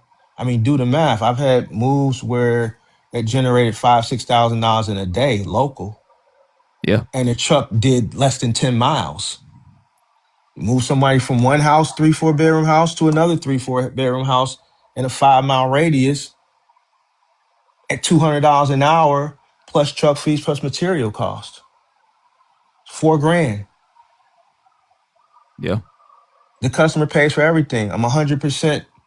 My labor, my profit margin on my labor is 100%. Yeah. What And I was OTR guys gonna make more money than that? They're not. right. So And I noticed too, whenever you got to the office, I think it was the Office Depot, right? It was the Office Depot contract.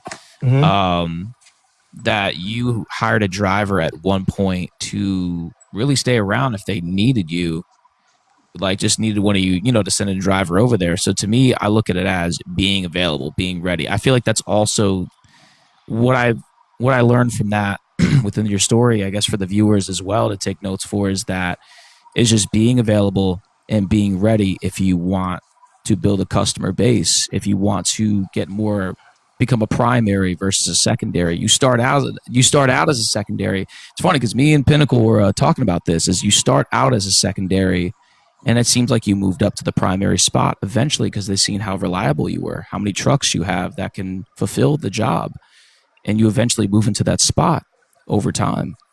It Yeah, I seems became like, a master contractor. They consider it a master contractor, which yeah, I can be honest, like a lot of the stuff that I was able to accomplish during that time period, it'll be very difficult to do today.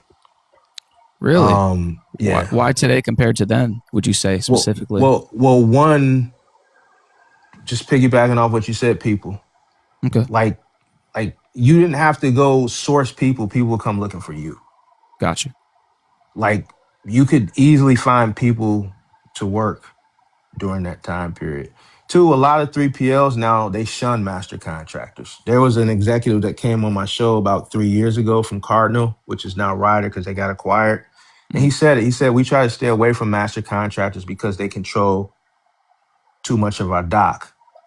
And he's right because once that Office Depot contract, I own a fourth of it. And it was very hard for them to negotiate me down when they tried to negotiate me down. I had too much leverage in that terminal. mm, So it came to the point where they needed me. When they needed me, I was always there, but then they gave me too much power. Once I got all those trucks running, it's like, bro, this dude owns a fourth of this fucking contract. yeah. We can't piss him off because then that's 9 vehicles gone. You see what I'm saying? Mm, And that's what a lot of 3PLs, and they've said this out of their mouth on my channel, they try to avoid today. So a lot of 3PLs, they don't want you, not all of them, some of them will, but a lot of them don't, they don't want you to grow that much. I wouldn't suggest it anyway. If you got, let's say, 10 vehicles, I wouldn't suggest putting 10 vehicles all in one spot. You want to diversify. Because what you also got to realize is you're only good to them as they are to the retailer. If they lose the contractor, if they lose like if XPO, let's say, loses Lowe's and you're running Lowe's for XPO, and let's say XPO loses Lowe's and you got 10 trucks running XPO Lowe's and XPO loses Lowe's, you lose the contract too by default. yeah. So now it's 10 trucks down. You should want to diversify your fleet across a multitude of different 3PL. So I think finding It, people is going to be difficult today. Um, mm, I think a lot of the things that you gotta understand, like Final Mile in my come up days was like the Wild Wild West. A it was lot good of back the then. well, it was good. The money is the same now, but the thing is a lot of things have been implemented now that weren't implemented then. Like a lot of those routes that I was covering for people that dropped them and then didn't show up, and I covered them, they just dropped them. Now, if you drop a route, it's $1,000 in some 3PLs. It's more money. you got to Okay. pay. You know what I'm saying? So that hadn't been implemented. Then the cost of operation is a lot higher. I operated that Office Depot contract on a $300 per truck per route per day, Mm-hmm. right? So I was grossing $2,700 across all 9 vehicles, 300 per vehicle. You know what my profit margin was for that? What's up? 33%. Mm. There's no way I would be able to operate that contract on 33% profit margin today. And guess what that contract pays out on per piece count on average today? How much? About $300. So that's less than what you were making back then. Whoa! The rate is pretty much the same, but the cost of operation is high. Yes, yeah, that's what I mean. Yeah, I could pay my cost all in for the vehicle minus labor was fluctuating around $100, give or take. I would pay the drivers $100 and flat, yeah, right? Which was really, really good, right? And a lot of these drivers was getting this shit done. I had some drivers that were getting this shit done 60, 70 stops, and they were back at the yard before noon, yeah. right? So on an hourly, they were making great money. I would just say take the $100 flat, boom. So my profit margin is about 33%, give or take. There's no way I'm gonna be able to my operation costs as far as the labor aspect. I'm not getting away with that today for that particular contract. Because You know what I'm expenses saying? have gone up, operational costs have Expenses gone up. expenses have gone up, labor has gone up. Labor would be the contributing factor. I know how to buy trucks, right? Yeah, So I know how to buy trucks. I know how to keep that cost. I can contain that cost. The one main cost for a contract like that, where, you know, the number may seem low, but I'm making a lot because I'm making it in volume. I got 9 trucks running. I'm averaging about $90 to $100 profit off each truck. So for that one particular contract, 9 trucks, I'm making $900. Now to some, they're gonna yeah. frown upon that, right? And that's why I'm tired of arguing with people because I look at things different. But now you do that 900 for that one particular contract for those 9 vehicles times 5, And that's just one contract. 900 is just and that's one. just one, and that's just one Yeah, contract. that's just one. You have multiple contracts. But people will look at like, man, all that for $100 a day. But I'm not doing it with one truck. Well, yeah, I'm right. doing that with 9 vehicles for that one particular contract. I So got you just 6 said it. 16-footers and 3 vans running that one contract, right? Mm-hmm. So, you know, I still got my moving business and I still got the select shit. I still got the IKEA shit. You see what I'm saying? I do. So You want to you want to just you want to start out with one, but if you can, you have the manpower you want to have acquire a little by little another contract, and the that's how you the stack. the key in this business is to grow and to scale. I mean, to Yeah, me, that's the only way I see it. But the reason why a lot of people don't get to that point is because there has to be sacrifices at the beginning. A lot of those sacrifices have to come from your personal side. And that's where a lot of people screw up because they come into the business and that van or that truck has to be enough to sustain them personally and the business. And I think that's what stunts a lot of people's growth as far as scale. Like you have to make an yeah. immense sacrifice at the beginning on the personal side, right? And I think ultimately that's what catches a lot of people up. Like all my money was going back into the business, all of it. So, yeah, Sacrifices too, I would say. So it's like you have to. The more you scale, the more sacrifices there is. I mean, if you watch a lot of documentaries on entrepreneurs. I've watched a few. It's like they had to make sacrifices slowly but surely. The more they scale, they've had to cut dead weight out of their life to grow. And that's basically what that means is whenever you scale, whenever you acquire more contracts, you're going to have to make those sacrifices and make those tough decisions that a lot of people aren't going to be able to even have the stomach for. So that's the it's thing. That's the yeah, thing. I got a guy in my Discord today. I was kind of chewing out because he's for some reason it's troubling him to tell this one guy he doesn't need him anymore.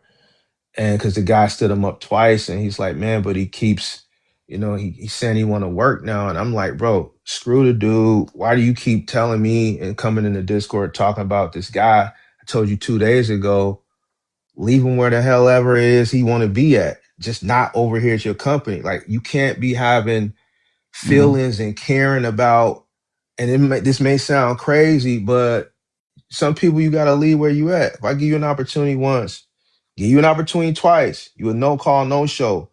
Man, I don't care how much you blowing my phone up. I'm straight. I'm not going to let you screw me over a third time, because this may be the day where I may not be able to find somebody at the last minute. So now I'm screwed. You see what I'm saying? So, he's young, 27, 28. He's at that point in life where he wants to appease everybody, and he want to have that relationship. He ain't got that ruthlessness in him yet. You know what I'm saying? And that's something you got to have too. I wasn't ruthless when I first started. I'm ruthless now, and ruthless not in a bad way. Let's just say shrewd, right? Stern. But I had to shrewd. I had to develop that, because people to play with you. You know what I'm saying? So I have to meet the needs of the business. I gave up everything to be a business owner, and that's what a lot of people don't understand. And I have these arguments. Well, Mark, you got to put family before business. All right. Well, then here's the thing. My structure is God, business, and everything else. Right? That work-life balance shit. You can get that from a job. You can go punch in at 9. You go punch out at 5, and now you can structure your day better. I can have an idea how I want to structure my day as a business owner, but something pop up during the day, I have to tend to it. I can't put it off. It's my business, right? So if I prioritize other things other than the business, then that means the business is going to be what? Neglected, right? Yeah. So I prioritize the business, because the business is what provides this. There's no job. I've created the job. I'm an employee of the job, and I'm the person that the job, the business has put in charge of the day to day. So the business comes before everything other than God. My mother will tell you that. You see what I'm saying? So, and as a lot of people, you have to, I think, develop that mentality. And like I was saying, this kid, he's at that point where he's still young, and he doesn't know how to put his foot down and stand on it. Yeah. You know what I'm saying? So I'm older,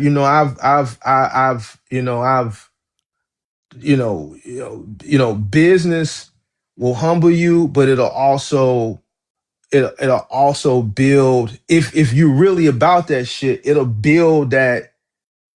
harden you as far as a business aspect. You know what I'm saying? From a business, that you'll develop, that level of shrewdness and that level of ruthlessness, to the point where, like, bro, I don't give a fuck about nothing you talking about, bro. I'm straight. Don't bring your ass back here no more.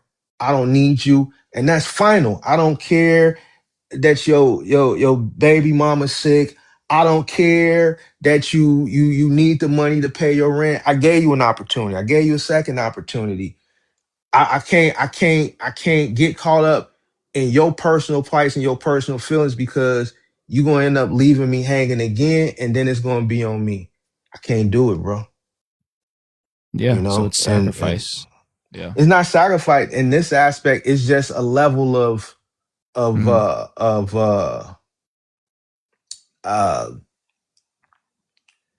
eh, listen, bro, the road to the top, especially if you plan on scaling, which a lot of people want to do, is lonely. It gets lonely, bro. Lonely. Yeah. And I just keep it in the buck, bro. You're going to lose people along the way, bro. Everybody can't come for the ride, because everybody ain't going to have the same mentality you got. So, a good thing about being a business owner, you can provide opportunity, but you can't let nobody hold you down and bring you down either. You got to They're keep not going going to be there. forward. It's going to be short term. Right. So, that's something that for like my younger guys, like the guy I was talking about earlier, he's struggling with just that, not trying to appease it. Like, you can't appease everybody, bro. So You're right. Yeah, you gotta create integrity for yourself, your business as you go along, boundaries. And a lot of people, if you don't have that, I mean, you're gonna get walked all over after a while. And I mean, after a while, I mean, what's something without integrity? It's nothing.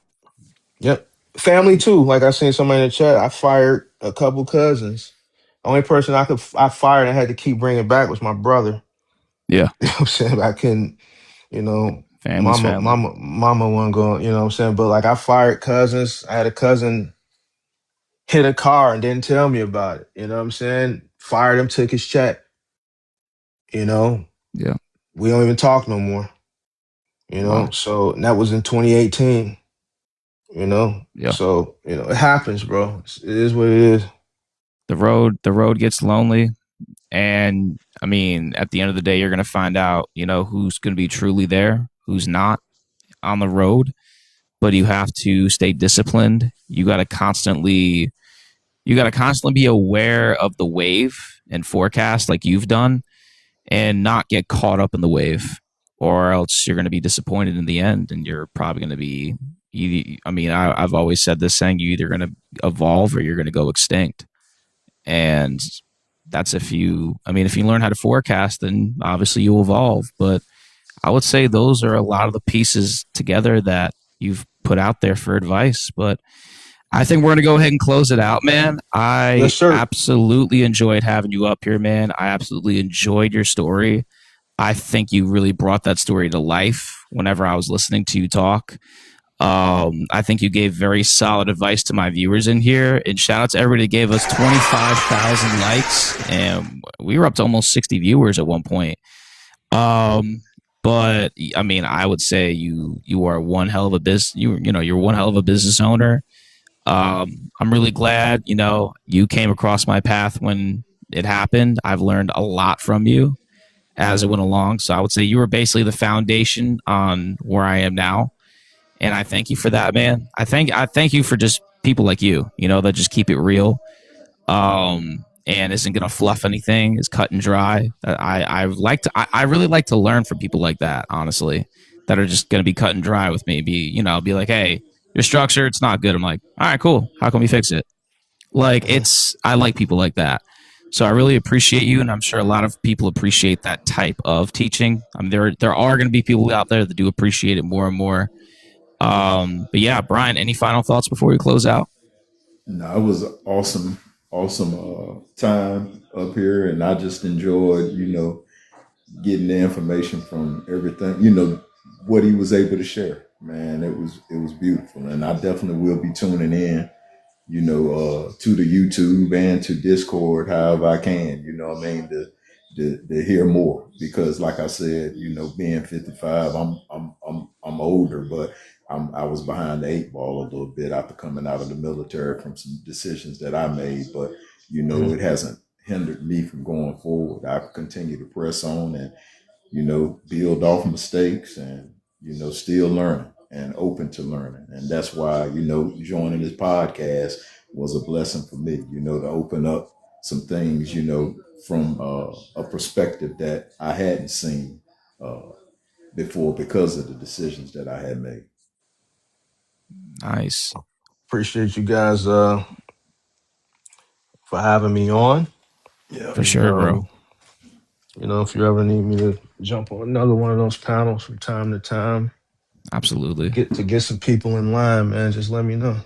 Yeah, man. Likewise. All Likewise. right. Hell yeah. We got open mic next week, guys. So just don't forget, we got open mic.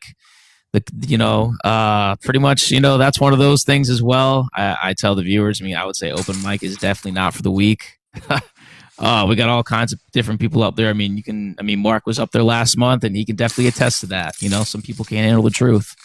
But we're going to have that next Friday, 8 p.m. Eastern Standard Time. Request, this page right here. If you want to come on, you got to be seasoned enough, of course, to come up. I'm not just going to let anybody come up on the panel. I'm just not going to allow that. So, yeah, no. If you guys want to just message the page, if you would like to come on, definitely message it. But guys, once again, thank you for joining in tonight, listening to Mark just tell a story, give advice, and everything like that. And yeah, hopefully everybody has a great weekend. And like I said, this was great. Yes. All right, Thanks a man. lot, Mark. Appreciate you guys. Take care. Appreciate All you. right. Yep, you All too. right. Take All it right. easy. Yep. Mike, take care, man. You have